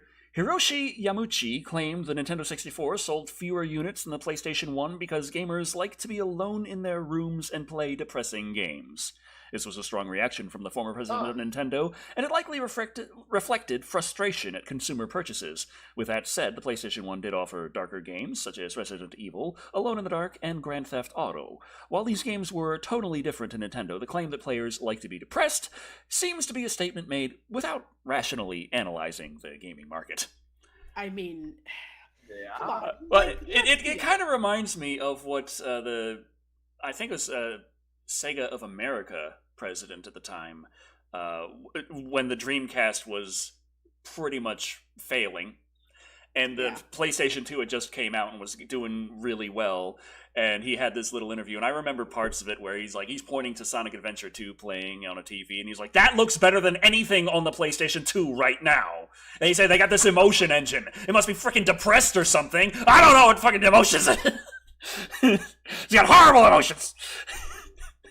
Yes, we have to put in as much motion blurs as we can so we can show them the power of the system. Isn't that right? Oh, God. The PlayStation 2, it's succeeded for a great many reasons. The DVD player aspect of it was the big thing that got it moving initially. Pretty much, yeah. But of its generation, it's always the one I like to point at when a lot of people argue over power this, power that. because like conceptually the Xbox was a more powerful console in terms of its technology, but yes, like graphics are not always going to be the main focal point of why a game console does very well. I mean, like, look at the Wii. The Wii was like the biggest, money maker and probably one of the best, the best console in its generation with the PS3 and the Xbox 360, which were, at least for the first few years. Sure, fair enough. Yeah, fair enough. Yeah, because interestingly enough, the Wii, while it sold more consoles, the software sales were on average higher for the PlayStation 3 and Xbox 360. Total amount of software sold was higher on the other systems. That's true, yeah. So, yeah, I think that the explanation that, MaJaMa... You cut out there. Oh, sorry. The explanation that the former president of Nintendo brought up when it came to, like, the reason why the PlayStation did well because, gamers like to be by themselves and all that kind of stuff. It's like... First of all, that's ridiculous. Oh, yeah, he sold all those systems to losers! Yeah. I mean, it seems like really, really rude. It seems ill-informed, and it's insulting, and also, I don't know, I'm just like, what I remember about the PlayStation 1 when it first came out was not the fact that, it was the fact that the games were darker, but it was more like the Nintendo had become a system that you give to younger kids for once they're out of the preschool range, you give them a Nintendo system and you let them play Nintendo games. But the PlayStation was for older kids. It had a wider selection of games. It had games that were for younger people, but it also had a lot of games that were for adults. Resident Evil, Silent Hill, and so on. So I think it was more like the PS1 was a little bit more diverse. It was demographic wise, it didn't focus on one particular age group. It was a wider spectrum. Motorcycleus had dropped a super chat, but it was for the guests and not relevant now. That ain't good. Mm-hmm. Let me see if I can find it, by the way. Also, Teddy Rubskin says Halloween ends. That's a lie, and you know it. Halloween is forever. The Ghostbusters told us this. Halloween was becoming forever because a skinny man with hooked fingers and who had a pumpkin on his head was saying so. Yes. I think that for the most part, you're absolutely right when it came to like, they had more variety, because let's be honest, when it came to like RPGs, which were becoming really popular around the late 90s, and Square Enix shifted all their stuff from the Nintendo consoles over to the PlayStation, and it gained a bigger appreciation to RPGs, where it was just starting to get like a little bit of a niche audience when it was on Nintendo consoles, and then the PlayStation made it more mainstream. And we had games like Final Fantasy VII and Chrono Cross and Parasite Eve and all those kind of games. I mean, with Nintendo 64, I mean, you have Paper Mario and there wasn't a lot of RPGs in Nintendo 64, and the Zelda games don't count. Yeah.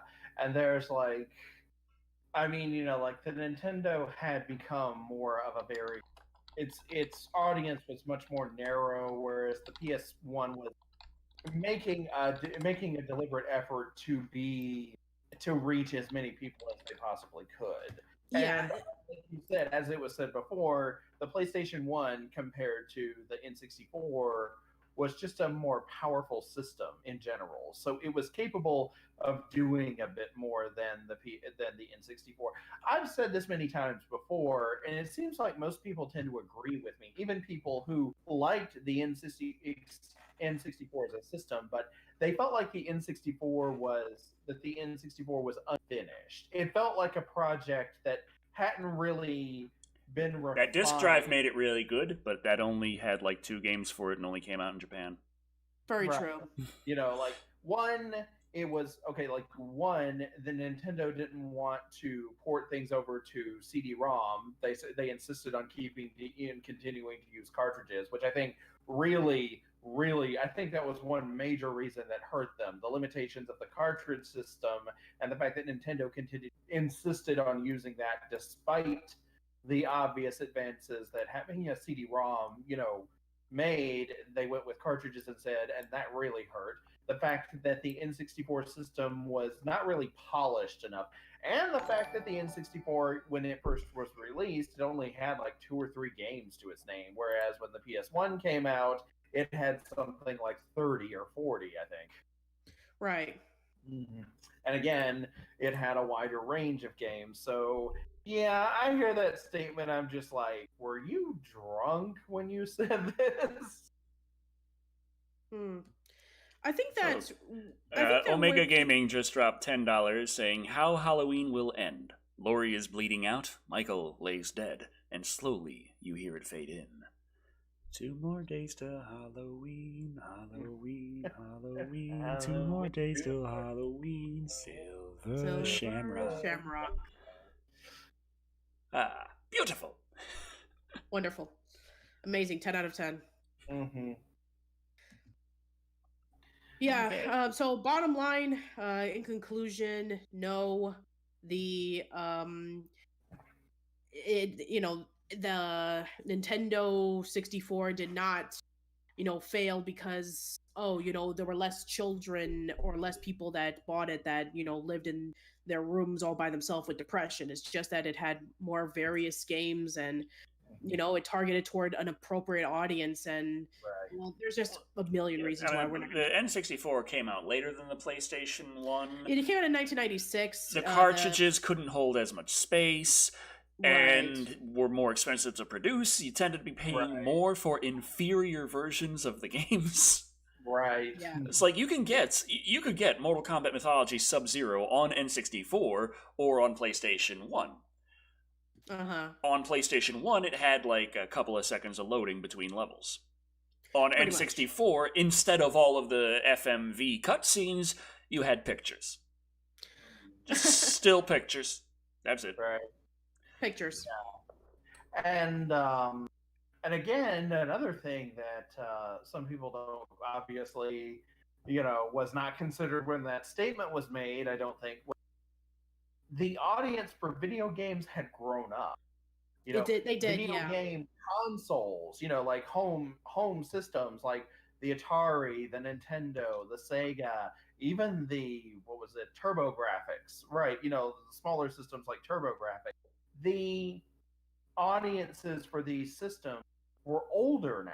They had to, they had started playing these games in like the early to mid 80s. They had, like by the time the PS1 came out, they were older.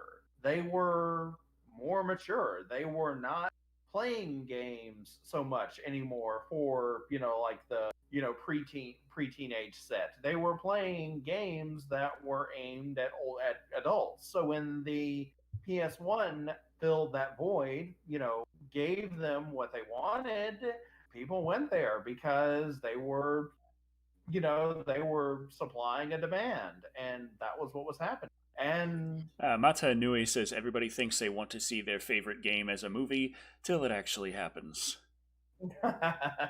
Well, going into movies, it's like, right before like the whole PlayStation thing of like, oh, look at these cutscenes, and it's like playing a movie. But at the time, that was apparent for games like Metal Gear Solid and for Resident Evil and Final Fantasy VII, in which you were playing like an interactive movie, in which it had like cutting edge graphics and unique gameplay and such deep and complex stories, which Nintendo tends to deal with more simple characters and this epic adventure. They do. Yeah, but it's like games like Metal Gear. Had been on the NES in America. Like originally, it was a different system. The NES version actually wasn't necessarily a very good one. Yeah, it was the MSX2. That's what it was. MSX2. That was where the original Metal Gear was released, and then going from that, where in America, Metal Gear and Metal Gear 2 Snake's Revenge, which wasn't really a Metal Gear game. No, it wasn't. It was those were NES games. That was Nintendo, and then the next one installment was PlayStation, not on the N64, because of how much voice work was done and how you needed a CD for all of that, for all the stuff that they wanted to do with that. It really wasn't, it just wasn't possible. So these are things that were established on Nintendo's console, but they became synonymous with PlayStation, and you just... Very true. Yeah. That's that. And RPGs didn't really become a thing in the United States until the Super Nintendo came out. For one main reason is because RPGs on NES were very simplistic, and they only appealed to a niche market. I mean, there were still a little bit of a niche market with the Super Nintendo, but they were definitely that market had gotten bigger once the Super Nintendo came out, and once it showed that RPGs could be bright and colorful and fun and entertaining to play. You have like Chrono Trigger, Secret of Mana. What was that? There's the Final Fantasy ones, of course, and there was that other one that was, I think, made by the same company that did Final Fantasy. That was made by Square, or Dragon Warrior. That's what Dragon Quest. Dragon Quest. That was it. Yeah. Creed Nation just dropped $5, saying, "Been thinking about having audiobooks of my Star Wars stories that are an archive of our own. Does Manic Expression still do audio stories?" It has been a while, though. The most recent one was Creepy's episode of Mason Dixon, which I helped edit. And it, because back in 2013, Creepy had written a sitcom called Mason Dixon, and it had him. The story is about a couple who got together, and each of them have different lifestyles.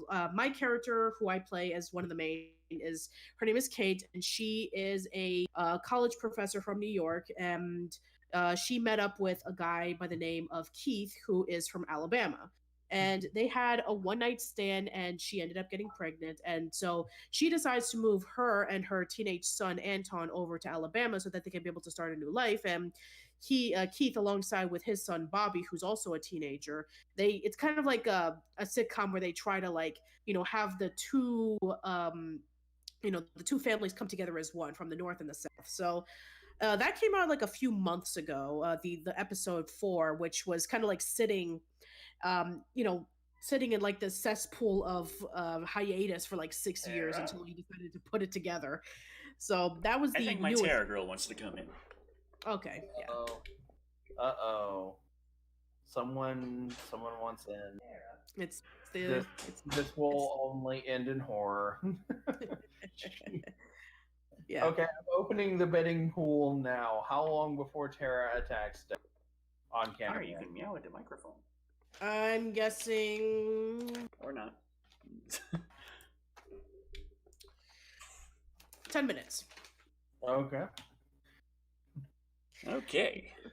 All right, but yeah, that was the newest one. I haven't.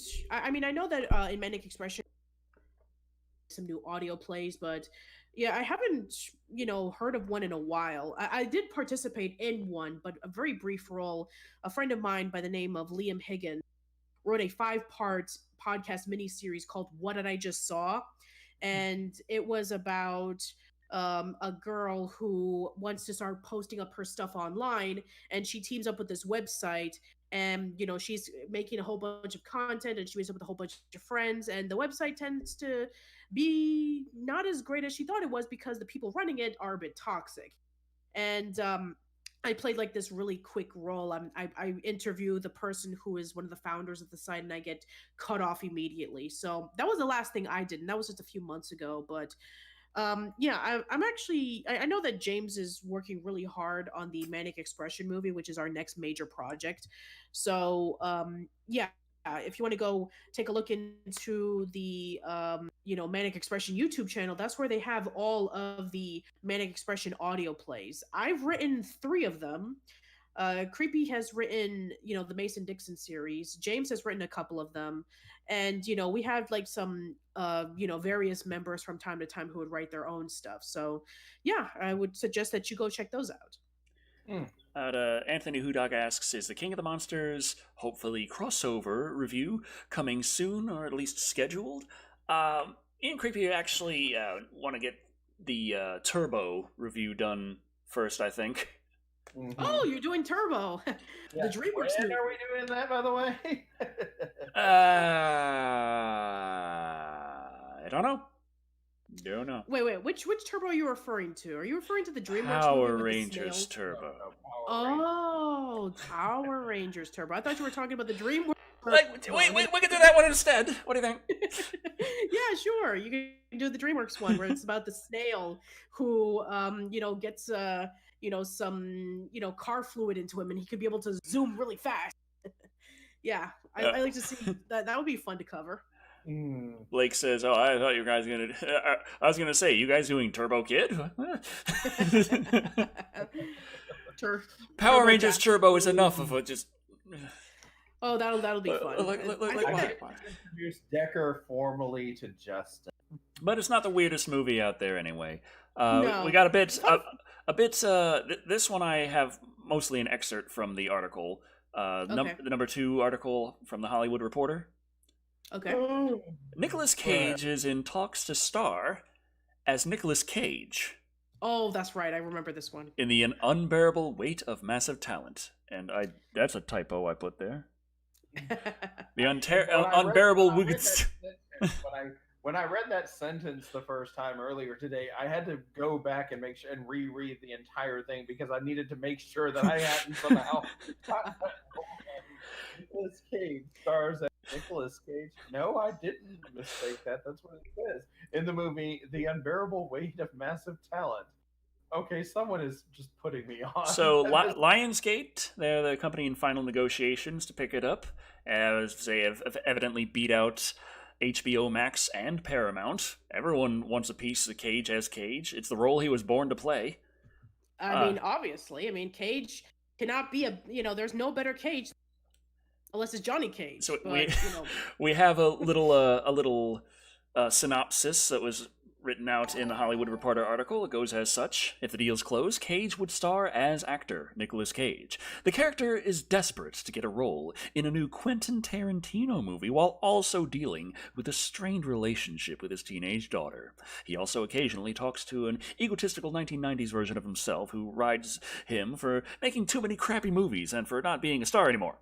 The Cage character is also under a mountain of debt and finds himself forced to make an appearance at the birthday party of a Mexican billionaire who happens to be the fan of the actor's work and secretly hopes to show him a script on which he's been working.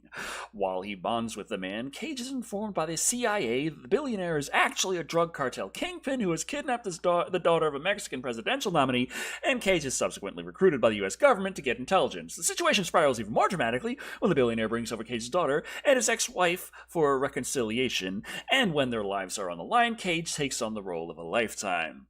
The story is meta and includes nods to Cage's works such as Leaving Las Vegas, Face Off, and Gone in 60 Seconds, while the script that Cage and the billionaire are writing begins to mirror events in the storyline. The project has tones reminiscent of Adaptation, which starred Cage, Jean-Claude Van Damme's meta-movie JCVD, and the John Travolta Hollywood caper Get Shorty, among others. Ah, yes. Yay? Yeah, that's a really weird premise, isn't it? Nicolas Cage is Nicolas Cage. That's the trailer. That's it. That's just his life, I assume. He's Nicolas Cage. Of course, that's how things go for him. All right, I got your comment, Motorcycle US. Sings, I'm the unknown stuntman that looks so good. That cut out a little bit there, Patricia. Oh, I was just saying Motorcycle US's comment. My comment was, Sings, I'm the unknown stuntman that makes Eastwood look so good. Okay. That's from a TV show. It's from an old TV show called The Fall Guy. Okay. Yeah, it's about a PI who, basically, the main character is a stuntman who moonlights as a PI when stuntman work is dried up. All right. Mm-hmm. So yeah, so I mean, here's the thing: like Nicolas Cage, trying to bring back his, he's trying to essentially trying to restart his career because, over the last couple of years, apparently, according to what it's claimed, he hasn't been in like a major movie that has made a lot of money because all he's been known for is either movies that didn't do well in the box office or just you know low quality B horror movies. Like we talked about, Mandy was one that we talked about. There was the amusement park one that we covered in Live and Wired. So I guess this is kind of like his way of saying, I want to be treated as an actor again. So Yeah, he was recently in Color Out of Space, right? Yeah, I think so. Which was written by a stoner. So, take that for what it is, but yeah. Yeah, and I think that besides this, another movie that's up is going to be cutting out a little bad there. Yeah, I'm sorry. Anyway, in addition to this and a few other, movies that only like hardcore people would know about, the biggest mainstream movie he's going to be, showing up for this year is The Croods 2.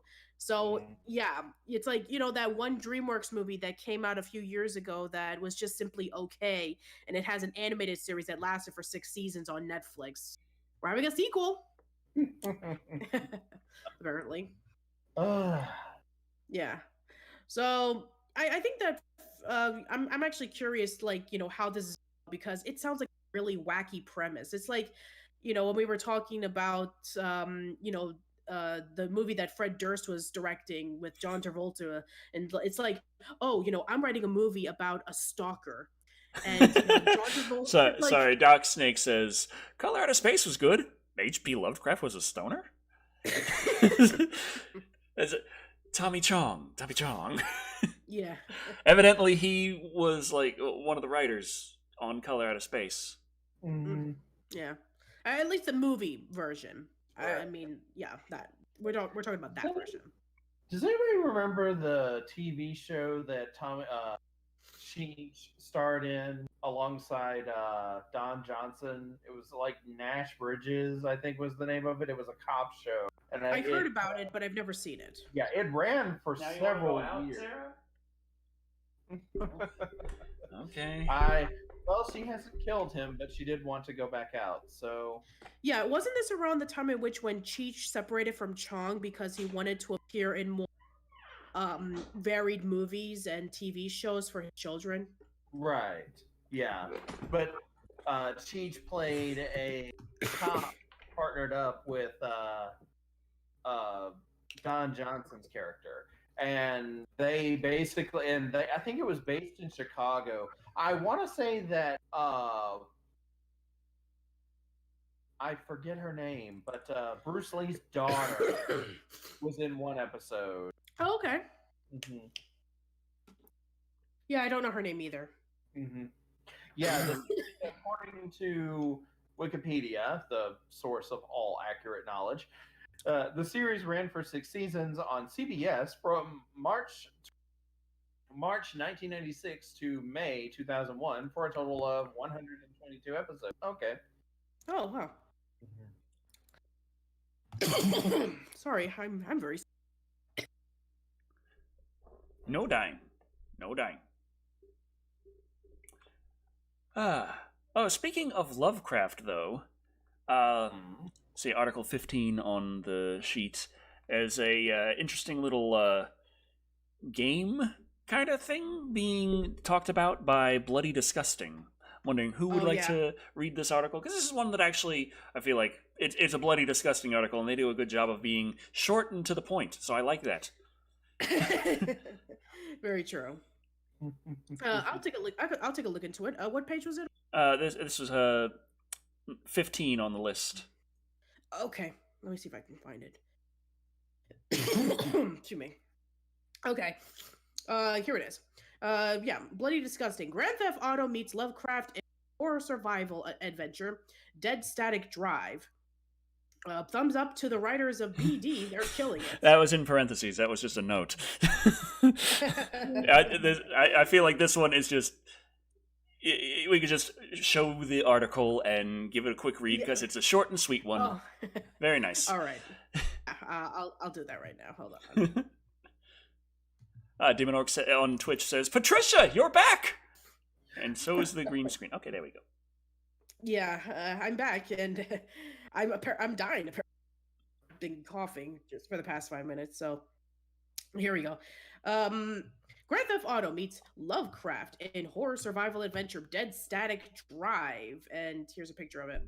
If you ever wanted to cruise the desolate highway avoiding Lovecraftian horrors, then developer Mike Blackney's Dead Static Drive... So you just drive into her? She's not a Lovecraftian horror, is she? Is she the portal to the Lovecraftian horror? That could be it. Anyway, let's continue. Described by Blackney as Grand Theft Cthulhu and set for release on Steam this year, Dead Static Drive has you scavenging your way to the countryside while avoiding the eldritch horrors that erupt from the ground as they were graboids from Tremors. You'll have to sneak, scavenge, fight, befriend, barricade, and bunker in, or jack a vehicle to survive. Okay, that doesn't sound very Lovecraftian. Let's see. You also have to contend with other people looking to survive just like you, which also includes having to fight them for supplies. Check out the early teaser below. So there's the video if you want to go watch that. Sounds like a nice little post-apocalyptic kind of survival game, but in terms of Lovecraftian influence, I'm going to have to say probably in creature design, and that's about it. I think that was what they were trying to say. It's like we were inspired by Grand Theft Auto from H.P. Lovecraft. So yeah, I mean, for any of you guys who are interested, it'll be Steam this year. So, I mean, we already talked about another, Steam game that's going to be coming out that is influenced by H.P. Lovecraft. So yeah, I guess H.P. Lovecraft is going to be a coin contender for Steam. Mm-hmm. Okay. There's so many things. Oh, God. Speaking of being sold on one thing, but not necessarily that being the focus, there's the Iron Mask that came out in China a little bit ago, called Journey to China. I'm sorry, that trailer. Oh, I Journey to China, the mystery of the Iron Mask. Trailer, it's like, you gotta be, you can't be serious. It's like, you have this, you have this story of the Iron Mask, and it's... Oh, yeah, I know the story of the Iron Mask, but at the same time, I'm like, is it a different Iron Mask I'm thinking of? Yeah, I mean, the story of the Iron Mask characters, like, okay. I mean, like, I like to see different interpretations of classic literature, but this is not one that I expected. This stars Jason Fleming, and it has this lady that controls dragons. Yes. But there's also a scene in it that has a short fight between Jackie Chan and Arnold Schwarzenegger. And that's pretty much the entire focus of the American trailer. Which I have a short little version of that I edited together for Live and Wired that I can show you. Oh, goody. Let's see. Let's take a look, shall we? In 500 years. Okay, we'll have to wait a while for it. Oh. Just started off in 500 years. Okay. Oh, wait. Okay, I gotta fix this too. There we go. There we go. Let's take a look. Okay. Let's take a look, shall we? 500 years. No one has ever escaped. Okay. It's the tower. So stupid.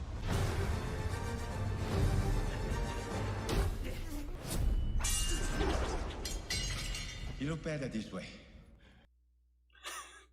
So, yeah. That's... Loading, processing. Everything okay over there? Hello? Hello? Testing. Yeah, I can hear you. Patricia, you still there? Your camera gone. I'm here. I'm sorry. I was given help. Ah, okay. Eucalyptus honey. Ah, nice. To help with the cough. So did you catch that? Or should I play it again? No. I saw the trailer already. Okay. Yeah, I saw the trailer right before I gave you the link because I just needed to show you. So ridiculous. So yeah, there's more in the actual trailer. It involves the lady with the dragons and. Oh, I'm surprised you didn't show that part. No, all I showed was Jackie Chan and Arnold Schwarzenegger fighting each other.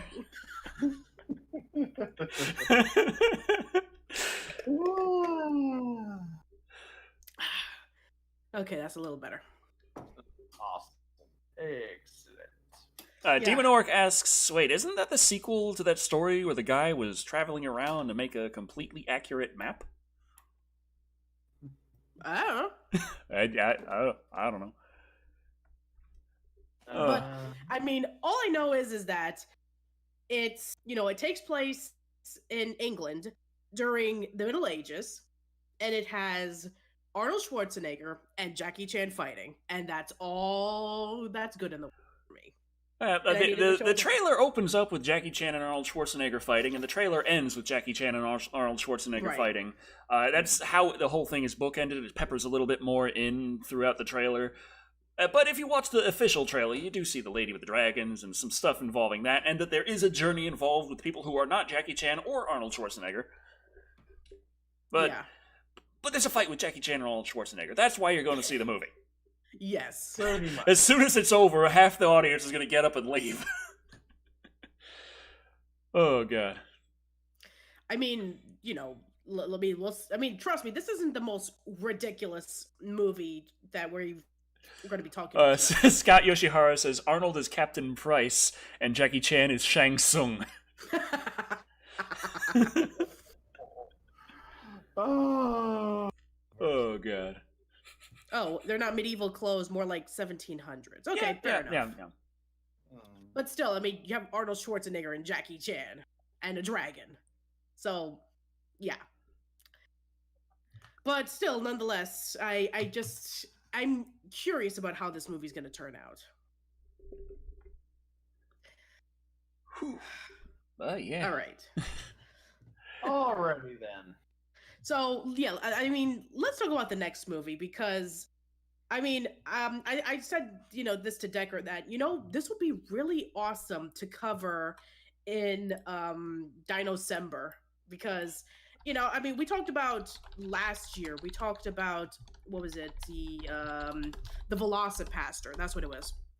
We're talking about, we talked about that movie in which it's like, you have a priest taking down dinosaurs. It's like, what could be more ridiculous than that?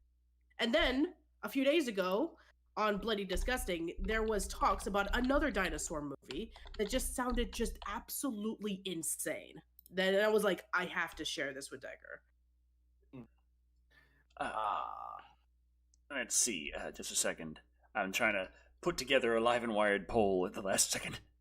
Yes, sure. While you do that, I'll share what the article is. So you just pull it up. This Decker, it'll probably take longer than that, but all right. All right. So in the meanwhile, let me just show you what this is. Okay. So it's another trailer, and it's called Jurassic Thunder. It's a dinosaur that has a gun strapped to its head. Yes. What happens when the ultimate hunter becomes the ultimate weapon? High Octane Pictures has unleashed the trailer. It has been a dinosaur flick called Jurassic Thunder and centered on a T-Rex turned into a war machine. Written and co-directed by Milko Davis from Tsunami. Love the title. It hits DVD and digital on March 10th. When a coveted desert base is forced to divert World War III against a formidable adversary, a group of commandos and weaponized dinosaurs are hired to get the job done. So they actually attempt that shit that they keep teasing in the Jurassic Park movies. Yes. Fuck it, if no one will make a movie about commandos. Yeah, so the trailer is right over here, so you can go watch it. And this is the poster. Jurassic Thunder, Ultimate Hunter, Ultimate Weapon. Yeah, the movie doesn't actually look anything like that. No, of course not. It's like a 1980s video. It's like the cover looks way better than what the gameplay be. Mm-hmm. Wolfwine says they were talking about that during the EDF game. Oh, I didn't notice because I was too busy staring at all the aliens trying to kill me. But at the same time, we have a little short snippet, a little tiny Jurassic Thunder trailer that I have. It doesn't make any sense, but then again, neither did the full trailer. Yeah, it was insane. So, I mean, let me make any more slide sense than the movie? Slide this over here No, and let everyone see. it's about a dinosaur that has a gun on its head. Of course, it's not gonna make sense. Oh my god, look at that! That dinosaur effect looks beautiful. It's gonna bite you in the head. Our best option? Breathe Destroy in, them all. everybody. Breathe it all in. Decker looks so happy right now. As Christmas come early, Ah, Jurassic Thunder. that was good. I like that. That was beautiful. Yeah. 10 out of 10. Yes. Okay, so, that brings us to the Live and Wired poll. I'm sure you remember I posted on my Twitter that picture about a dinosaur has a big ass, ... I can explain. And, so that now, the poll is exactly what did the dinosaur with a big ass mean? Option 1, it's thick with 2 C's. Option 2, it's got a giant chain gun. Option 3, it's not accurate. And option 4, nothing! We have 30 minutes on Twitter at DeckerShadow, starting now. Yes. Josh Washburn was asking, was that supposed You cut out there, Patricia. Josh Washburn was asking, was that supposed to be Donald Trump dancing? I think so. Yes. It's just for a second. Like I said, things just don't really make sense in the short version of the trailer, but also in the long version of the trailer, which I highly suggest you do watch, it still does not make sense. No. Interesting. It didn't actually share out the Twitter poll to Mixer. Shared it out everywhere else, but Mixer. I'm sad about this. Motorcycle US says, Decker, you cost me brains. Sorry? So does beer, and you love beer too, right? Yeah. Everything we love kills our brains. Very true. Oh, man. But I would absolutely love that if it was just a video game. Since it's a movie, I know there's a good chance it's actually not going to be that great. But in a game, if it's parts that are just not that great, I can live with it. Oh, Landon Sermons on Periscope says, love your reviews. Thank you very much. Oh, That's very nice. Motorcycle US says they're a whiskey man. Mata Nui says, I don't understand the question. Okay, so here's the context. So, when I shared Decker the article about, for the Bloody Disgusting article says, like, dinosaur has a big-ass gun. And then the picture that was on Twitter that he shared said, dinosaur has a big ass, ... And then he said on Twitter, I can explain. So that's what he was referring to. It just truncated on my Chrome tab. Trailer. A dinosaur has a big ass. ... Dot.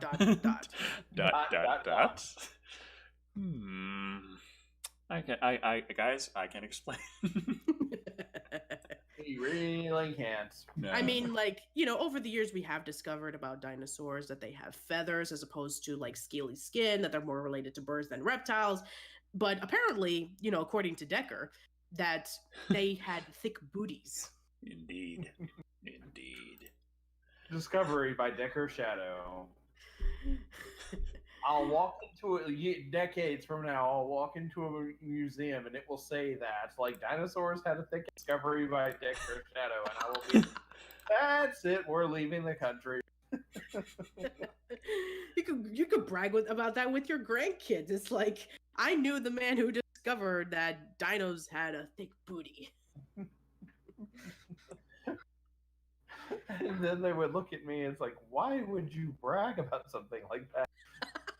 Judson Gaiden says, that's nothing new on DeviantArt. You could browse DeviantArt for some sexy dinosaurs. Yeah, well, there you go. Decker, you're not one to point fingers. Remember the ape sex? God, Yeah. no! Everyone must forget about the ape sex. Decker having to constantly smack himself. Apes aren't sexy. Apes aren't sexy. It's like, even after the summer of the Planet of the Apes, he was like, why does ape sex continue to haunt? Yeah, very true. So, Creepy, would you like to tackle an article? I suppose I can do that. The one about Chucky? Oh yeah, Yeah, that's no, right. bye. I'm leaving. I'm trying to find Come it. on, He's got to be around here somewhere. I think I found it already. Okay. Okay, so here we go. So yeah, so the Child's Play reboot movie already came out a few ago. So yeah, everybody knows about it. You know, Mark Hamill, Chucky. You know, they changed some things about it. Blah blah blah blah, all that stuff. But most people are curious about, you know, what about the Child's Play TV series that's going to be coming out on Sci-Fi? Well, the good news, it's still happening, and we already have an actor confirmed who's going to be in it. So I'm just going to do a little screen share. All right, so yeah, Jennifer Tilly confirms that she'll be part of Sci-Fi and Don Mancini's Chucky TV series. So, yay. So there you go, Creepy. I'm sorry. Okay.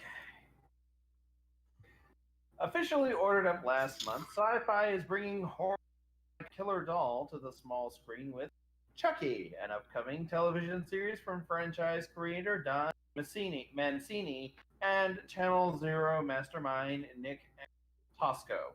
In the series, after a vintage Chucky doll turns up at a suburban yard sale, an idyllic American town is thrown into chaos as a series of horrifying murders begins to expose the town's hypocrisies and secrets. So, is this Child's Play or Desperate Housewives? Yes. Meanwhile, the arrival of enemies and allies from Chucky's past threatens to expose the truth behind the killings, as well as the demon doll's untold origin as a seemingly ordinary child who somehow became this notorious monster. The show will be a fresh take on the franchise, allowing us to explore Chucky's character with a depth that is uniquely afforded by the television series format, while staying true to the original vision that has terrorized audiences for over 3 decades now. Let's do the baseball episode. Wait, Yeah. wasn't that the... No, let's not. So just how much will the series connect to the original film franchise? Well, for starters, Jennifer Tilly has just confirmed that she'll be appearing in the new Chucky series. I'm so excited, Tilly told Page 6 this week. She continued teasing her involvement. Don Mancini, who created Chucky 30 years ago, is the series, so it's the original Chucky. A little bird told me that I'm going to prove it. It feels safe. It feels pretty safe to assume that Tilly will be playing Valentine in the series, who was last seen driving off with a Chucky-infused Nika Pierce at the end of Cult of Chucky. Filming on Chucky is set to begin this summer, and I am officially done with this article. Yeah, I mean, like... Work. Okay, there we go. But, yeah, over on Periscope, Landon Sermons is getting tortured by autocorrect. Autocorrect said, with Chuckle, the body count rises. Chuckle? Wasn't that a character in the Goosebumps series? I don't know. I mean, what is the character named Chuckle? Because that sounds familiar. The hamster, I think. It was a hamster that was fed monster's blood. Yes, that's it. You're right.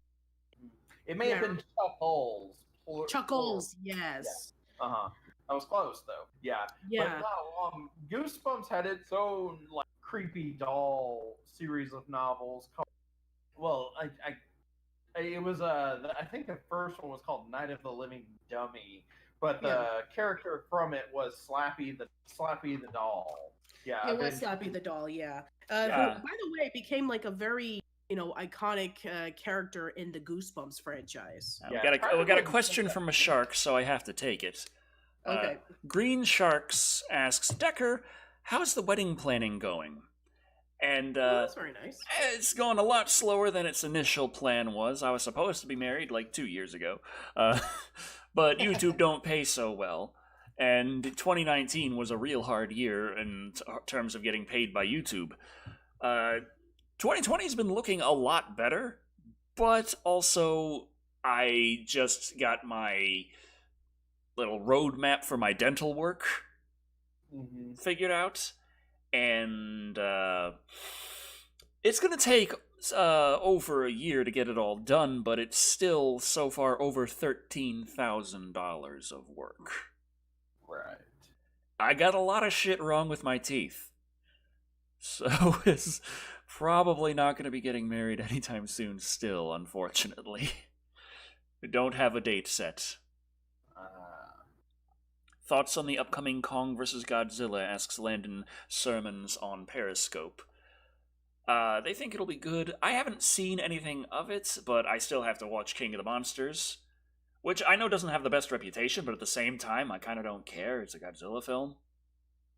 It's like, I'm going to watch it, and I'm going to form my own opinions. So, Godzilla vs. Kong, I like the idea of a big monster brawl. I've liked the newer iterations of King Kong, and I do like the newer iteration of Godzilla, so that doesn't sound like it's a bad idea. Very true. I was trying to find something that I... Sarav Ray says, ha ha ha, Creepy got bored as soon as Decker has said that YouTube doesn't pay well.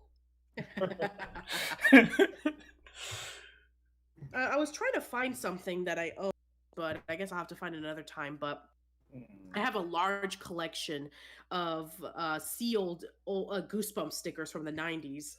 And it has, like, Chuckles and it has Slappy in it. So yeah, I couldn't find it. Yeah, like, I want to say that after a point, like, in the, once the Goosebumps books had, like, gotten started, once they were really their own franchise. Yeah, Motorcycleus, over $13,000. Right. Oh, yeah.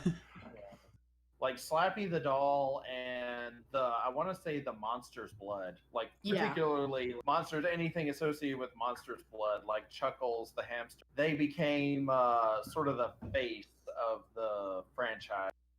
They did for a while, yeah, because there was I think there were like 4 or 5 Monster Blood books. And for Night of the Living Dummy, there were at least 3 or 4? I want to say there were Dummy books as there were Monster Blood books. I may be wrong. You're probably right, actually. But I remember they made I saw like a cover of one. Like, I was already well into high school. I think I might have been a sophomore or a junior or something like that. I was a junior or a senior, and I saw. And this was, towards the end of the Goosebumps run, but I saw the cover of one, and it was like Slappy and like a bunch of other ventriloquist dummies, and it was supposed to be like his whole family or something, and I just remember tilting my head, and I was like, how many more of these damn books are they going to make? And I just meant, like, I knew, like, the Goosebumps franchise was a franchise, of course, but I meant, like, how many more of these books, like, of the dummy books were they going to make? Like, it felt like I was like, I only read the first one. Now I'm thinking that this whole thing is being run into the ground. Right. R.L. Stein misses calling as a horror director. Yeah. I am still excited, though. I will admit, like, I was kind of meh about Goosebumps, the movies being made, because I was just never that big into Goosebumps. By the time Goosebumps came around, I was more into Are You Afraid of the Dark? And I was reading books that were much, were above my reading level a lot of the time. wasn't reading as many Goosebumps books. But when I heard that there was a Fear Street series of movies being made, I have to admit I'm still very excited about that because I haven't heard anything about it recently, but it's supposed to come out, I think, next year. The first one is. Yeah. And I'm really excited about that because that was a guilty pleasure of mine when I was in my early teens. The Fear Street series was not as popular as Goosebumps, although it did come before Goosebumps. Nowadays, people think R.L. Stine, they think Goosebumps, but to me, I think R.L. Stine, I think Fear Street. Yeah, that's very true. Yeah, that town in Illinois where all of the teenagers die. Like, he's the Stephen King of Illinois. I know, right? We got a super chat from Master Shonuff. They dropped $2 saying, "Will you ever review the TMNT movies, Decker?" Now, I only ever saw the first 3. I know that there's the CGI ones and the other things. I really... Yeah. Well, I guess I saw the Easter special of the cartoon series.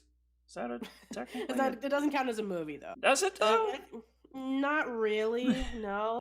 I mean, like, officially, you have It came on a VHS? A lot of things came on VHS and TMNT. Otherwise, we'd be talking about the TMNT Christmas special. I was about to bring that up. I know that Obscurus Lupa did a review of that a long time ago. Yes. But I just remember, like, the original Teenage Mutant Ninja Turtles, just real quick, like, really enjoyed that. Very mature Turtles movie. Yeah. Teenage Mutant Ninja Turtles 2, hell of a lot of fun. Yes. Wacky and just enough like the first one to not feel like a totally different world. Mm-hmm. Yeah, and also Vanilla Ice. We cannot forget about Vanilla Ice. Oh yeah. Vanilla Ice, definitely. Go yes, Ninja, go Ninja, rap. go! I remember being a kid and I actually liked that song. I'm not even sarcastic. I remember being in my preteen, early teen years, and I remembered liking that song just because at the time it was catchy as hell. It was, yeah. And then there was Teenage Mutant Ninja Turtles 3. Yeah. Dexter, you cut out. You cut sure out I did. Sure I did. I think they should have made Ninja Turtles City at War instead of the time travel. Yeah. Yeah, and then finally, for sure. And then they didn't make a lot of. They didn't make any TMNT for almost a decade until the 2007 CGI movie came out. Yeah. Let's see. The Ninja Turtles 3 came out in, I want to say, the summer of 1990, like 1991, 1990, 1991. I think it was 1993. It was. And it came out, I remember. Okay, so that was like, so that, scratch that. That was, okay. Yeah, but, damn it, now I have the melody of the ninja rap playing in my head.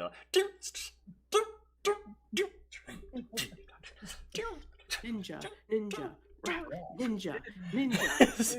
go, ninja, go. Okay.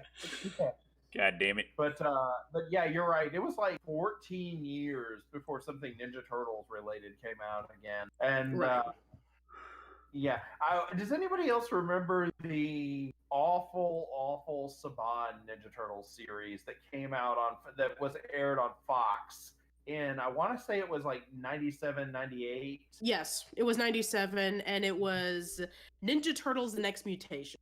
Yep, that was it. That was the one that introduced Venus de Milo, who just might be the most hated character in the entire show. And to be honest with you, I didn't hate her. I felt like she was like a lot of, additional characters, whenever they do this, whenever they try and break up the monotony by throwing in a new character and thinking that will fix everything. Motorcycleus, plasma donations. Yes, I caught it. Oh, yes, plasma, Decker, cash my way to make, the plasma donations, Well, I guess it's not really a donation if you're selling it. True. Who needs some plasma? Pay up. I'm like, It's like a restaurant for vampires. God, they got plasma from Decker. Actually funny that you mentioned look, about that look. next.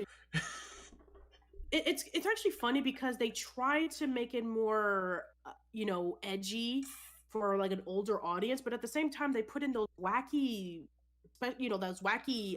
sound effects. Yeah. Like when they're fighting off the monsters and you hear like pops and whistles and bangs. Right. But then you have like the turtles being 18 years old and they're like, "Oh, but we're not brothers, we need to, work, in this kind of particular way, It's like now here's the thing, like I mean it just felt a little bit off, like trying to be mature but then adding in a whole bunch of immature things that kind of clash into it, and then they killed off the Shredder in like the first episode. Right, there's definitely tonal problem with that throughout the whole series. It's like the show is like going through this identity crisis of that it doesn't know whether it wants to follow the Mirage comics, which were definitely much more serious, or the animated series that had just wrapped up the year before, and make it wacky hijinks. And it was like they were trying to do both at the same time, and they clash horribly with each other. And then the 2003 series pretty much that same concept but way better. Yes, the 2003 Ninja Turtle series is still my personal favorite. And I say this as someone who grew up literally watching Ninja Turtles on Saturday mornings. I loved that show, but I will be the one to tell you that it hasn't aged well. No, it hasn't. And no. I definitely prefer the 2003 series to anything that came before, anything TV wise that came before or since. I definitely prefer that iteration of the Ninja Turtles. So yeah, and if you were to ask Peter Laird or Kevin Eastman on what their incarnation is, Peter Laird would agree that the 2003 version is the better one, and Kevin Eastman would say that the 2012 version is the superior version. So I mean either or would be fine to look into.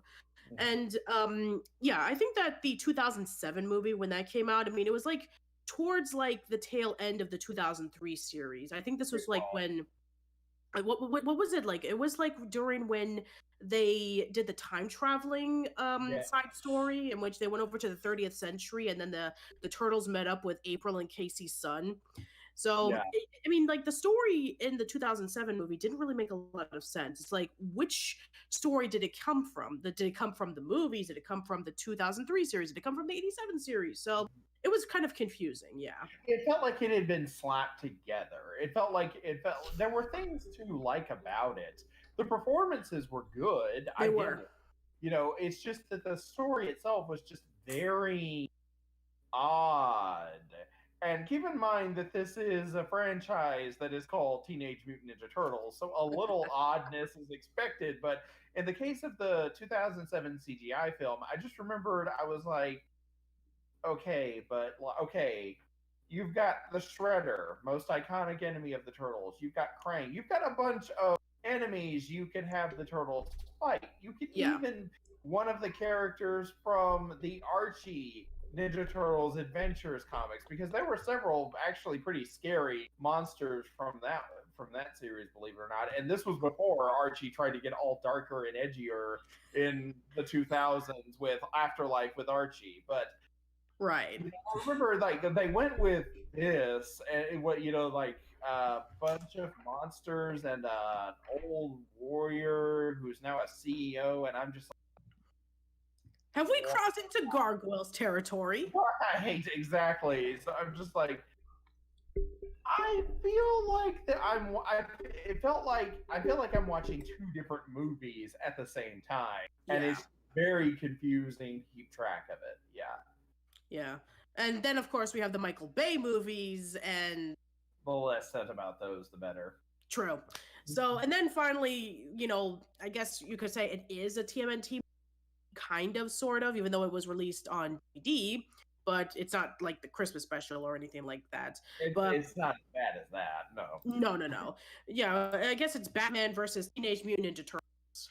Right, yeah. Which I still need to watch. Holy heard it's shit! really I good. can buy followers. Oh yeah. Decker, you just got finished saying that fixing your teeth is going to cost a small fortune. So. Dang it. Okay, I think we're boring Decker at this point, though, by talking about Ninja Turtles. So let's move on. I used to the be next all article. into Ninja Turtles, but after the third movie, I was just not anymore. Yeah, I know. I invited you and what was it? Like, I think I've invited Mimic and Neko Twins into my podcast like 7 years ago, where we talked about Teenage Mutant Ninja Turtles. And yeah, it's Turtle Talk. I used to have a TMNT podcast that only lasted for 13 episodes right before it died. So yeah. Anyway, let's actually, I mean, less said about that the better. So, all right, let's go over to our next article. So, I got a quick one here just to talk about, just Good. because I dug into it and found out that it was actually not nearly as complex as MovieWeb was making it out to be. all right. So, according to MovieWeb, The Rocketeer 2 is in development at Disney Plus, and the director of Slate has offered to direct. Yeah. Of course, Which- by that they mean they tweeted that they tweeted that would we're like to gonna- direct it. And MovieWeb wrote a 5-paragraph article about their 12-word tweet, just mentioning that they'd like to direct Rocketeer 2. Yeah. that's it. So, yeah. I mean, you can take something minuscule and then just stretch it out. I mean, As we've learned through many of the articles we have read on Live and Wire. yeah, pretty much. I mean, I was about to say there's all of the articles we found that are like 3 and 4 or even 5 paragraphs long, and like the next paragraph just repeat what the previous paragraph said, and it's Yeah. just like the same thing over and over again. And I'm just like, do they get paid by the word to type or the letter or something? So they're just doing this over and over again so they, pay their electric bill or buy groceries for a week, which I can understand that. But at the same time, how many times on this show have we pulled up an article and it had almost nothing to say, but it just kept going? Or like that one article that was basically giving an entire life story that you guys gave me to read. Oh, that's God. right. But, I thought I was going to be in a nursing home one day, still reading this article because it never finished. Dark Solid X dropped 100 bits on Twitch, and said they're sorry they're late, but did we talk about the new Sonic movie yet? They saw it, thought it was good, but it could have been better. I haven't seen it. I have not seen it yet, but it has been, from what I've heard, it's been doing relatively well at the box office. It has been. There So- are people who went to see it and they said that it was not as bad as they thought it would be. So Yeah. yeah.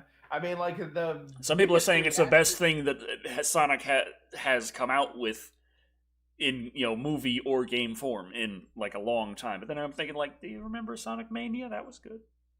That was almost 3 years ago. Well, Yeah. still. Yeah, I remember. So I mean, Sonic Racing, isn't that great? Sonic at the Olympics. You don't like that? You don't want to see Sonic pole vault? I do. It seems like the most consistent reaction to the movie has been that it wasn't horrible. It's just that when people are expressing astoundment for it, it's not that they're saying this is the greatest film that ever lived. They're just saying, wow, this wasn't a complete and utter pile of flaming garbage. I'm in shock. Demon Orc on Twitch says there's a bot in chat. I thought I went through on the Restream page here trying to block them. I don't know if it just blocked them from the Restream chat. Also, Tackles K-Man on Mixer says hi, hello. Hi. Hello. And Eddie Herta says just saw it and thank God the design was changed just by looks. Well, if it does really well, I hope that all the VFX artists that worked on all those crunch hours to get it done on time and then subsequently got fired get their jobs back. Yeah. Yeah. Boy. Yeah, I mean, it's gonna be complicated to say the least, especially since the studio who did redesign Sonic down. Oh well. But yeah, I mean, the fact that it actually made slightly more money than Birds of Prey, it's like, I mean, I think that I was saying that Sonic the Hedgehog's the movie, it made slightly more money in the weekend box office than Birds of Prey, Harley Quinn. Yeah. Which I heard think about the that. Harley Quinn thing was slapped on after the movie premiered, was it not? Or correct me if I'm wrong. I don't know. I mean, I think it was called before it came out. It was being called Birds of Prey, Harley Quinn and the something something something. I don't know. And now afterwards, I think Fantabulous something. The Fantabulous Birds of Prey and the Fantabulous Emancipation of one Harley Quinn. I think that's what it's called. Yeah. And then now it's being called Harley Quinn Birds of Prey, or something like. I don't know. I haven't really followed it too well. Just jumped on Twitch to try and see if. Let me see. Where do I see all the people in the chat room? Damn it. I know how. Oh, users in chat button. That's probably it. Okay. So I don't see. I think that's the one that I blocked earlier, but I can't tell because I blocked them. So, Demon Orc. How about not ban, not mod? Mod. Yes, there we go. Demon Orc. You are mod now. Okay. Hopefully that'll help. Okay. Congratulations. But yeah, so Rocketeer 2. We were talking about that. So yeah, I think that the talks of like, oh, we're gonna make a sequel of it. It's actually interesting that people are actually starting to talk about the Rocketeer again because, it was a movie that came out of Disney around the early 90s that not a lot of people watched. Mm-hmm. And, it gained a bit of a cult following over time, but for the most part, like, not a lot of people really, they didn't really see it. And I think that nowadays, more people are familiar with it because, the same director who did The Rocketeer also did Captain America: The First Avenger. And I think that because of that, and that The Rocketeer is actually on Disney Plus now, then more people are starting to become familiar with it. Right. And there's also the fact that The Rocketeer is actually having an upcoming animated series that is going to have a female protagonist, and everybody just threw a tantrum because, of course, they did. Of course. Yeah. So, yeah, I mean, don't be surprised at this point in time. I'm certainly not, but yes, but I'm actually curious about, what they'll do for the Rocketeer sequel. I mean, I doubt that it's going to be like a continuation of the previous movie. I'd like it to be like maybe, maybe focusing on a different Rocketeer. That'd be interesting. That would be. I mean, I could see it as like the daughter or granddaughter. I mean, these in comic lore, these kinds of things always follow families usually, but you have like the daughter or granddaughter of the original Rocketeer. That would put it like in the, let's see, it was the 1940s, yeah. I believe. I want to see the Rocketeer in the year 2038. 2038. Yes. Okay. And we're like, I have jetpack, and then everyone's like, so what? We all got jetpacks. Yeah. Like, I could see it being like, let's see. If we don't get jetpacks by 2038, I'm gonna be very upset. If it was a granddaughter, then that would set it in 2000. Oh dear! Then and now it hits me. Oh, it would probably revolve around 9/11. Oh. Ooh. Yeah. But okay, well, I mean, I guess like maybe if they, I guess that maybe if they were able to play around with it, maybe I could see that, and if they were to do it smartly as opposed to being like propaganda. I mean, like, I could, if they were to do it that way, but do it very respectfully, then sure. But if it's still too soon, if we need to wait at least another 50 years, then maybe a plot like that would happen in the future. I'm not sure. Okay, the poll has finished. Oh, goody. Yay! With 48 votes, the final results are in. Exactly what did the dinosaur with a big ass mean? 4.2% say that it's not accurate. Oh, well. 14.6% say nothing! 35.4% said that it means that it's got a giant chain gun. Which means, Alright. at number 1, winning, with 45.8% of the vote, it's thick. Nice. Thank you.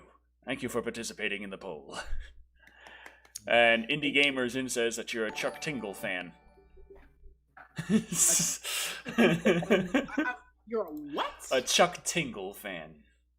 Chuck Tingle fan. Okay. That's the guy who writes gay erotic fiction about humans and dinosaurs doing it. Ah. Yeah. Okay. Sure. I mean, is it cave people or Or is it what goes on in the back of Jurassic Park? Nope. no? Nope. What was it, space? Okay. What was this? Is this an alternative timeline where the To the best of my knowledge, no. Okay then. You know, I mean, like I always say, you do you. So, sure. All right, let's discuss about our next news because, okay, let's talk about some games. We haven't done that in a while actually, since we talked about the whole the PlayStation was successful because teenagers like to be lonely in their room. So let's talk about something more positive. So the Wonderful 101, it had a bit of a cult following Wii U. And now, it was, the people who are behind it, Platinum Games. That's what it was. It's game development company with a P. They had released a Kickstarter, and they are wanting to make Platinum. Yeah, they want to make a remastered version of it, and it already made its goal in less than 24 hours. And apparently this particular celebrity is a huge fan of the Wonderful 101, and he wants to have a cameo in the game.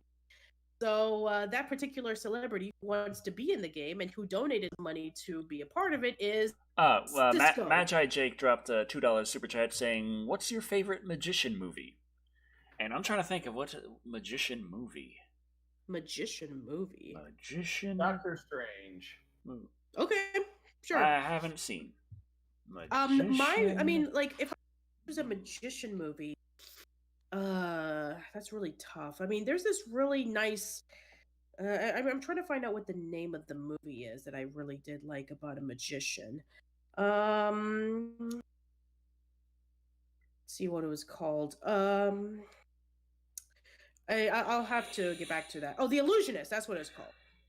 Even though that I mean, technically he's an illusionist, not a magician, but it was a really nice French animation in 2010. So, if you can count that, then I'll just say that. Let's see what the others are saying. They're saying The Prestige, Burt Wonderstone, Now You See Me, Imaginica,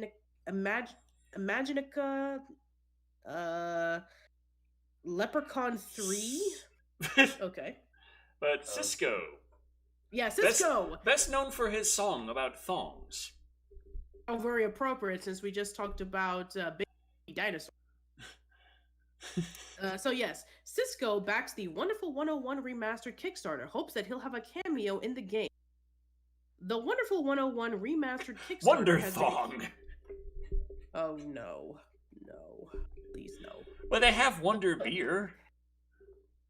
I can see that, sure, but there's lots of little superheroes in the Wonderful 101. Wonder Thong is not all that out there. Very true. All right, so let's talk about this. So the Kickstarter is okay. So the Kickstarter has been a huge success, getting baseline funding in less than 30 minutes. The Kickstarter is just shy of 1.5 million right now. I'm sure that jumped substantially since this article was released. One of those backers claimed to be a huge fan of the original Wonderful 101 and wants a cameo in the game, and that just so happens to be Sco.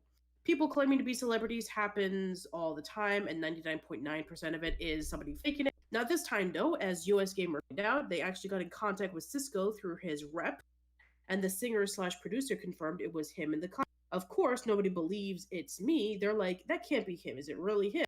He's a big fan of games in general and really does for 101. He played the original on Wii U and is pumped to tackle the remastered version on his Switch. I wanted to give the Wonderful 101 on my Switch because I travel a lot for the touring that I do. Given the fact that the Switch has the hybrid capacity, the fact that it's got the touchscreen, the Wonderful 101 would be a really cool port. As for having some sort of cameo in the Wonderful 101 remastered, Cisco knows that it's a long shot, but he still like to see it come together. I reached out to all my friends that I know in the gaming. We reach out to Platinum. I don't care if it's a palette swap. The full interview has a lot more from Cisco, including talk of what other games he's playing on the Switch. Check out the review here.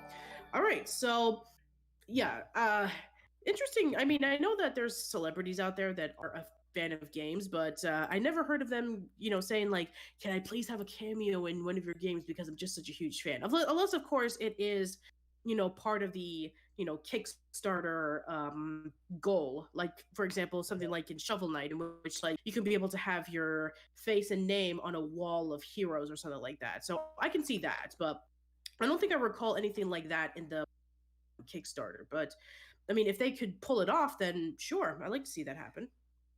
But Doc Snake dropped $3 saying, Decker, will you ever do a live movie watch with us? I'm thinking that the closest we do to that is the Stephen King drinking game. Right. But I just have the kaleidoscope effect up, doing what it does, the magic. And that's as far as that goes. Because, dear God, is it trippy. Very trippy. Because otherwise, have problems with the copyright system and what have you. Even with public domain movies, a lot of shady companies put those in the content ID filter just so they can defraud people. So, right. So yeah, I'm actually curious about talking about like I just supported this Kickstarter for this upcoming game that I really like. So. I like to see, somebody else saying, I mean, I know that Steven Spielberg is actually a huge gamer. I mean, that's why when, DreamWorks had the video game division for a while, there were a few games that came out of that. So I know that he does like his fair share of games. And, Jack Black, he likes games as well. I mean, we talked about the Let's Play channel that he has on YouTube. So we know he likes his games.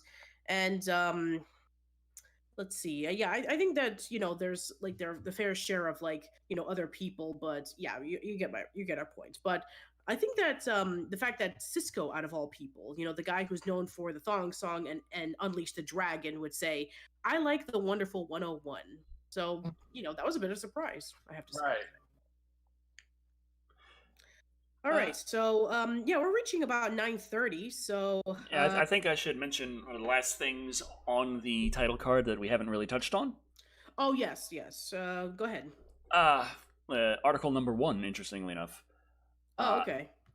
According to Kotaku, over 36,000 Flash games have been saved and are now playable offline.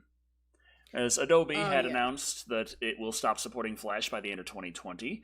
And in response, Flashpoint was made to save the games from being lost forever, and currently there are over 36,000 ones that they have archived, and they can be downloaded, and if you decide that you'd like all 36,000 Flash games on your hard drive, you better have at least 290 gigabytes of free space to do it. Oof. So, that's a lot. Yeah, it's not too much, overall, all things considered, for 36,000 games, but... I mean, it is still a lot, of course, but yeah, Flash games. I mean, any Flash games you remember, like? Oh man, that's really tough. I mean, I remember that Newgrounds used to have like these really weird, awful games that they used to have.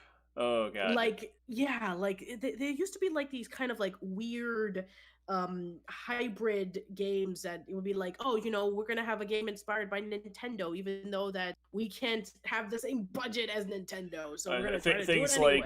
Things like Unfair. What the hell is it called? The one with the little cat Mario that it just screws you over all the time. Stuff like that. Stuff like that. Yeah. I remember there was a Flash game back in the mid 2000s where like it was basically a Mario clone. Like you used Mario, but every time you stomped on a Goomba, they like exploded in blood. Yeah. Fun. I do remember a Flash game that I played several years ago. It was called Robot Unicorn Attack, I believe. Yeah. Eddie Herta says Stick RPG. Oh, Stick RPG, I remember that. I'm actually pulling up the list right now of the 36,000 games that are being saved, and one of the first things that pops up on the list is Monkey Go Happy. God damn it. Why can't that just disappear forever? Yeah, let me see if I can pull up the list right now. So, Hey, Decker. Yes. Right here. The monkey's fucking happy. Oh, the monkey is fucking happy. Oh, God, how many Monkey Go Happies are there? Monkey Go Happy, Ninja Hunt 2, Ninjas 2, Ninjas 3. Oh my God, there's a lot of them, dude. Why? Monkey Go Happy Elves. Monkey Go Happy Army Base.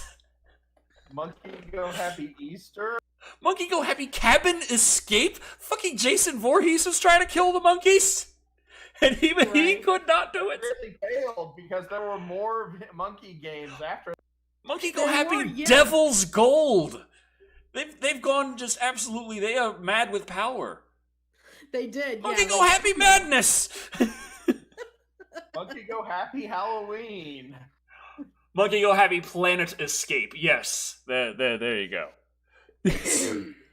Okay, so besides all that, let's see what else we got. Let's see. There's lacking. Okay. Yeah. Letter Lasso, Zephyr's Card Trick, Veggie Eggs, Unfinished Sarge Game Demo. My favorite. Let's see, the Javelin Throw, the Long Jump, Pole Vault, Rainbow Flyer, Mega Man X Virus Mission. I think I remember that. I think it was somewhere on like this really obscure website from what I remember. Let's see. Dexter's Laboratory, Warning, Explosives at the Lab. Oh, this is their games from the Cartoon Network website. Okay. Mm-hmm. Let's see. The Amazing... back in the early 2000s, Cartoon Networks, you could go to Cartoon Network and you could play Flash games. Yeah. I like how Pretentious Game 5 is just... Pretentious Game 5. I love that there were apparently 4 others before they weren't as important as Pretentious Game 5.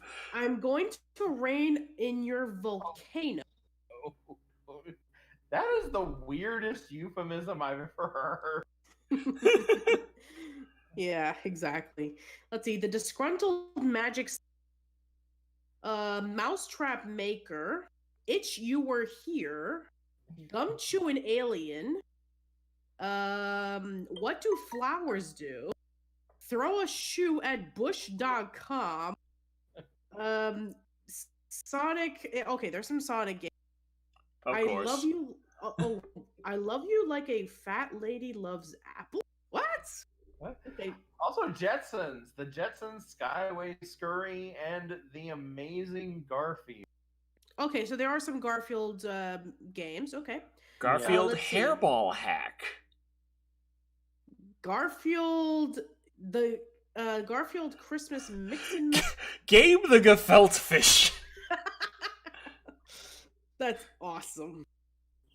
Let's see. Elsa and Anna landing on Mars. The Frozen short that we never got to see. Button Mashes MILF Quest. Oh, God. Sucky. Oh, no. Rudolph's Revenge, Redheads in the Dark. Sexual man. content, gore. Really? Very much. Yeah. Save it forever, Juiced kids. Save it forever. Let's see. Juiced Up Life, Lunch Hour Lunacy, Bloat, You Got Saddam. Okay. What? Ed, and Eddie, Nightmare in Space. Oh, there's Ed, Ed, Ed and Eddie. That's from the the Cartoon Network site. Yeah. Ed, and Eddie Candy Machine. Yeah. Okay, that makes sense. Let's see. We got it. There's a lot of escape rooms. Mm-hmm. Yeah, a lot of Japanese names. Gray Room, Accent Blue, Fake Device, Dial, Brown Room, Blue Room, Black Arcade, Room, arcade. Arcade. It's an arcade. Summer Sex at a Swedish Summer Cottage, Tweaky Squirrel Anal. Save it forever, kids. Save it forever.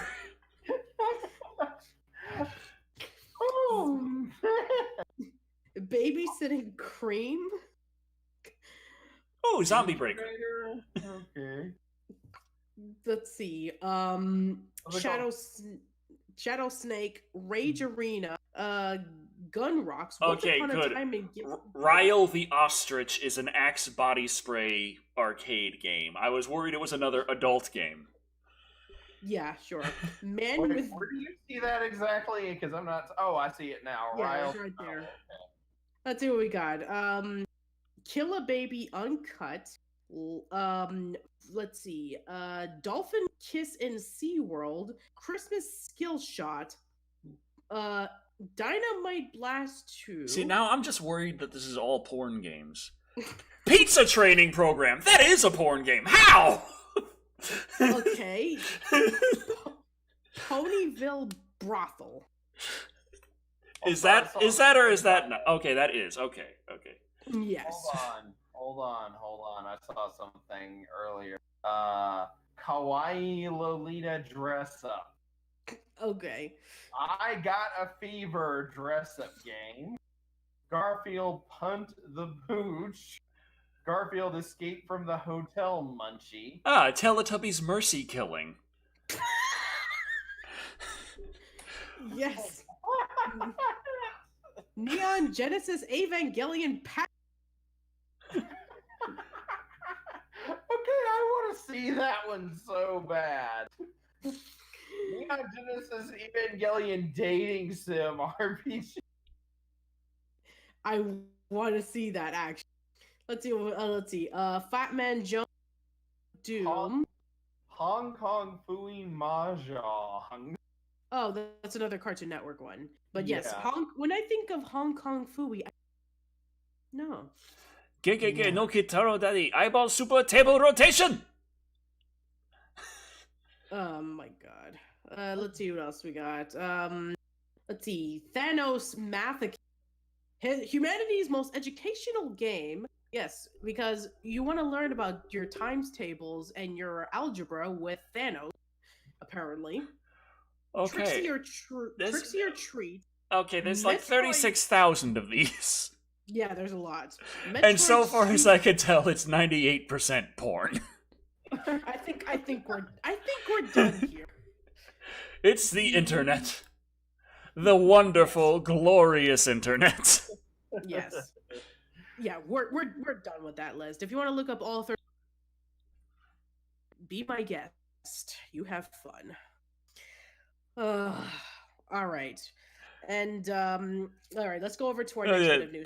Blake the Gambling Ear is like, why are they picking the most ridiculous and confusing Flash games? Why not Hobo or Madness Project or even Ray? Those are what I played from the time of Flash games. I mean, I'm sure that they're there somewhere, but you have to remember 36,000. We have to scroll down. I'm sure it's gonna take us about I don't know, And everyone knows the classic Metroid shoot to strip. Yes. I mean, it's yes, shoot to strip. It's like instead of shooting down Metroids or trying to save the galaxy from Phazon, it's like, yeah, let's just shoot down so that we. You can know what? Samus is a woman. We can get her naked. What high observation. All right, but yeah, let's go. Let's move on. Let's move on, please. Yeah. And So flash porn games. all right. So let's see. Since it's we're about 20 minutes in. So do we have a lot of? I got one bit of YouTube news. It's not much. Just a little bit about how YouTube TV is going on Apple devices. I mean, all right. So I guess I'll just pull that up. So wow, if it's like, wow, YouTube is not making fools of themselves. What a concept! It's rather in the Apple App Store, YouTube TV is no longer going to be there. But YouTube TV is still going to be available to Apple devices. You just have to not have an app for it. That's weird. Yeah. All right, I'm just going to pull up. All right. So YouTube today, customers who are subscribed to its YouTube TV through Apple's App Store, letting them know that the App Store subscriptions are going to be discontinued in March. From the emails, you're currently subscribed to YouTube TV through Apple app purchases, so we're writing to let you know that starting March 13, 2020, YouTube TV will no longer accept payments through Apple in-app purchases. YouTube TV members will still be able to watch YouTube TV content on Apple devices. You'll be billed for one final month of service, and then your in-app purchase subscription will be canceled automatically on your billing date after March 13, 2020. There is still no word on why YouTube is ending YouTube TV subscriptions through the App Store, but Apple does take a cut of that subscription purchases, so avoiding in-app purchases will allow YouTube to skirt that fee. When it comes to subscriptions, Apple takes a 30% subscription price paid by each subscriber for the first 12 months, and then if a subscriber remains subscribed, Apple cuts that drop to 15%. The YouTube TV app will need to remove references to subscribing and signing up from its app when its in-app purchases disappear, as Apple doesn't allow apps to link out to its third-party subscriptions purchase options. Apps that offer subscriptions on the platform have complained about Apple's cut for years. Some apps raise their subscription prices through the App Store to compensate for the fee, while others choose not to offer subscriptions in Apple's apps. YouTube TV users will be able to continue using the YouTube TV app for Apple platforms, but will need to sign up for a subscription on the website. Confusing. Very confusing. Very. So yeah, YouTube TV. That is it doing good or bad? I don't know. It's doing. Yeah, it's actually funny because when Netflix was starting up, and every single company was like, we need to get a bite of that Netflix pie. We need to start a streaming service, and I think that there wasn't really like a lot of like red original programs that people wanted to like really tune into. Like, you have Amazon Prime, you have Netflix, you have Disney Plus, but what other shows on YouTube Red do you know of others than Kai? I mean, I never even tried YouTube Red. I was just like, whatever. And I mean, I don't to like watch episodes, there are episode TV shows that are available to watch on YouTube for a price. You pay for each individual episode or you pay for the whole bundle. I never used YouTube to do that because I could go somewhere else, any of the sites you just mentioned, and I could just watch them from there. It was just honestly, they're more reliable and heck trouble. Is everything fine? Hello? Okay. I'm here. I hear you, creepy. Patricia has taken a spoonful and then her connection died. Okay, she's back. Yeah. Back. I don't know what happened. I mean, like, one moment I was, taking my eucalyptus honey, and then the next minute it's like, you guys froze.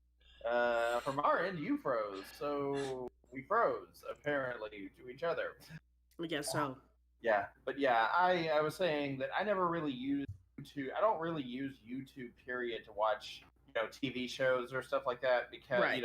YouTube there are other shows other places like the ones you listed have TV shows available, and I don't have to buy each individual episode. Watch them because there's a subscription. I have an account with them. There you go. That's right. So I think that, basically if, YouTube TV is not well, and they're like, oh, we're not making a lot of money. And if Apple is taking a percentage off because, we're utilizing their service so that we can be able to promote our stuff, they're like, yeah, I mean, like, Apple is probably just making a decent amount of money. And, it's like, oh, we can't really do much about it. So, yeah, I think that, I guess that maybe YouTube TV is trying to like restructure themselves and saying like, how do we make money again? And I guess that they thought that we need to like basically like remove the services that are not with us, like Apple, for example. So yeah, so I guess there's not really much to say about the project. So if any of you guys have devices, you just know that by March 13th, the service is going to be over. Right. Bye bye. So, I did not have this app on my phone, so I'm not really sweating over it over here. I don't have like any. Well, my fiance has an iPad, and we want to get her a new iPad because her iPad's kind of old and crappy. But yeah, it's that's it for my knowledge of Apple products. Yeah, I was. It's kind of funny because maybe this is just like my age, but I was never taught to use an Apple product, because we had a lot of PCs. So, I got my training with Windows and all that stuff in school. And, nowadays, now that I'm back in school, a lot of students are using, Apple computers and Apple products. And I'm kind of confused with, using like an iMac to like, a Mac computer. So, to do my homework or something like that. So, I have to switch over to a PC computer because that's all I can use. Right. So anyway, but yeah, but for the most part, I think that with the Apple company, they've already done pretty well with their other stuff. So I think that Google and YouTube are like, they can be competitive towards us because Apple has their own streaming service as well. They have Apple TV, and they you can be able to buy like movies and TV shows from the iTunes app and stuff like that. So yeah, for the most part, I think that YouTube is going to try to go towards their direction, and we'll just see how that works out. Crossbow Indiana is like, what's a computer? That is an excellent question. You see, it's a device that you can be able to do various tasks such as check your electronic mail and write business reports and check with friends and be entertained with watching various videos on the internet. The internet is it's the service that you can be able to connect to, so you can be able to transfers information packets that the computer decodes. Basically, a computer is a cell phone, except it doesn't fit into your pocket. It's much, much bigger and clunkier and heavier. Really heavy. Okay, there you go. All right, so let's see if there's I think that if there's any other thing that we need to cover that isn't on the title card, maybe we can wrap things. I think we got everything on the title card. Okay, so I think that maybe we can just wrap things up unless I just so happen to find another double, YouTube triple, news. Quadruple check. I can see the title card somewhere. Yeah. Oh wait, no, that we already covered that. We covered the stuff about the Switch, and we covered the stuff about the Flash games. Okay, not Will Smith. No, that's Chris Rock. I know things. The picture of Sid Haig on the wall. Yes, we got that. Chucky doll. Okay. Everything seems to be good. All right then. And of So course, I the think- whole fact that the main thing is bad CGI shark screenshot. Definitely Oh, covered yeah, that's that. right. Yeah. Definitely The whole covered that. CGI sharks thing. So, who's got stuff happening? Well, That's a currently, good question. as of right now, I have a live stream going on in my YouTube channel right now. I posted a new episode Rugrats podcast series called Rugrats View from the Crib, and it's been going on for over 4 hours. Yeah, 4 hours. It is as long as 2 Marvel movies.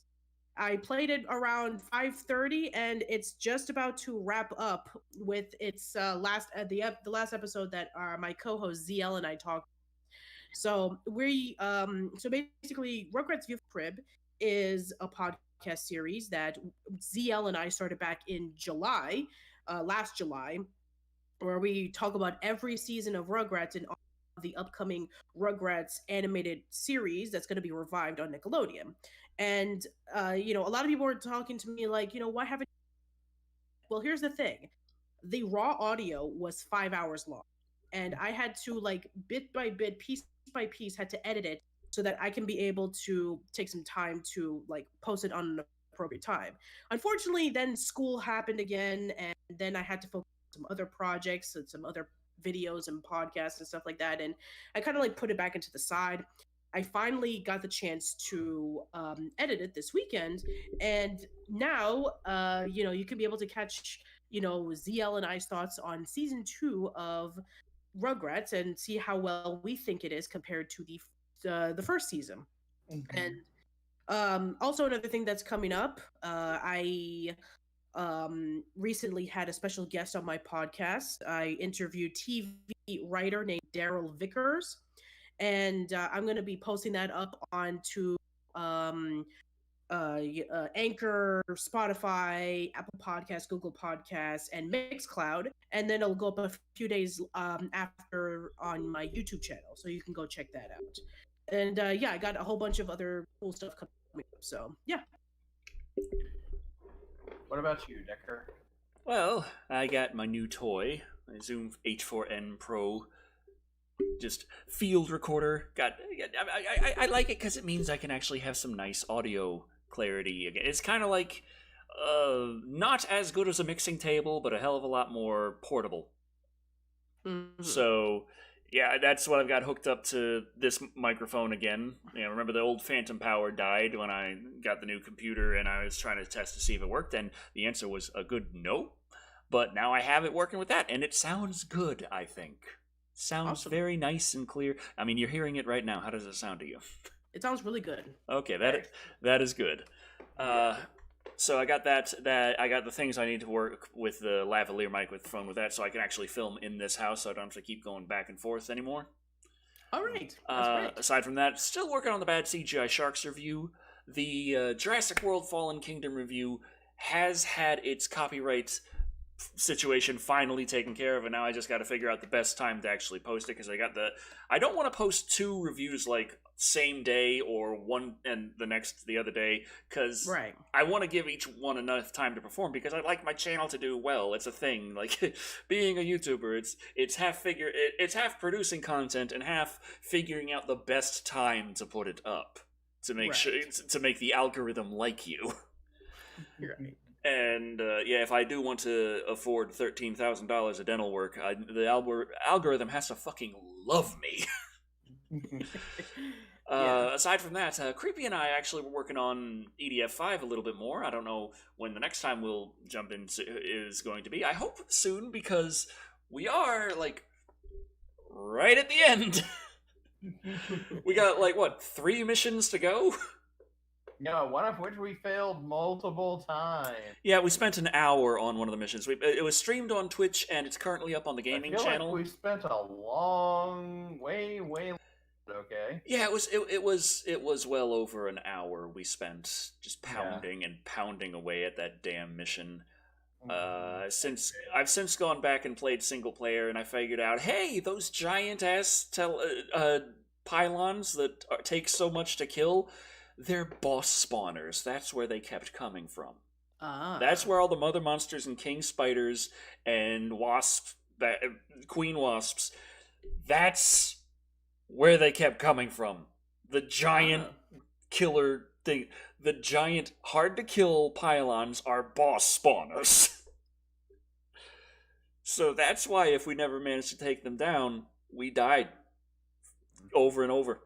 That, and all the hordes of enemies that would just come through and just like this, the entire radar would turn red, and it would just then the screen would turn into nothing but splashes of acid and spider webs and stabby little things and lasers from the shotgun bastards aliens over there. It just really wasn't a good time for anyone involved. No, it wasn't. Although it was hilarious, so. It was nice content, I think, but it probably would have been better if we had actually gotten past that mission in less than an hour. But, yeah, we have just a few more missions to go, and then we have beaten EDF 5. Awesome. So there's that. That's what's going on with the gaming content right now. I haven't been putting out much gaming content, because I've been having a lot of things going on. But yeah, Bad CGI Sharks review coming soon. March is going to be the return of the March of the Clowns. Oh, goody. So I've got several clown movies. I already got all of the ones that I'm going to have for the March of the Clowns. So in case you have a suggestion, I'm very sorry. You're going to have to wait a year. Yeah, I have to wait till next year. And yeah, so I need to get back on to continuing things like Dead Space, because that was doing pretty well on the gaming channel. I just haven't had time to sit down with it lately. That's fair. But yeah, that's where I stand. Bad CGI Sharks. I want to do some more species. I want to continue the Species series in reviews. Got the March of the Clowns. Creepy and I still have to do Turbo, a Power Rangers movie, and all that fun stuff. All that fun stuff. And then I think eventually the Rob Zombie series of films, like Three from Hell. Yeah, I got Three from Hell. I need to get that. The House of a Thousand Corpses trilogy finished off. Yeah, and then I'm sure, at some point in the future, probably have to tackle, the haunting world of El Super Beasto. Yeah. Haunting world? The Haunting World of El Super Beasto. It's the only animated movie that Rob Zombie... I'm going to have to do Rob Zombie's entire filmography, aren't I? Well, to be quite honest, I mean, you covered pretty much... Good point. I may as well just just finish it off. I've gone this far. True. As for me, I've got a Batman review coming. We're almost done with Lex, season 1 of Lex, and I have that review coming up, and need to get together with Yama and watch the next thing after that. The back pain really laid me out. I don't know if anyone who was watching earlier is still around, or if you didn't show up until after that. I've had lower back pain problems all week long. That's why reviews have been delayed. It's because I haven't finished. I haven't been able to move around very much, but I'm feeling much better. I've been able to move around a lot more today, and so basically I'm doing... Decker, are your pants singing to you again? Yes. Yeah, but I'm going to be getting back into doing reviews. I've got that coming. I have still have to get the Supernatural Spotlights review written. I need to get that one done. Okay. Too. Yeah. But that's what's going on in my world right now. Okay. Awesome. So that brings us to 3 hours. Thank you all for joining us. Yes. I have been Decker Shadow. I've been Patricia. And I have been that long-haired creepy guy. And remember, you don't need money or connections or talent. You just need to make your movie. And have CGI sharks in it. The quality is not important. No. See you all next time, everybody.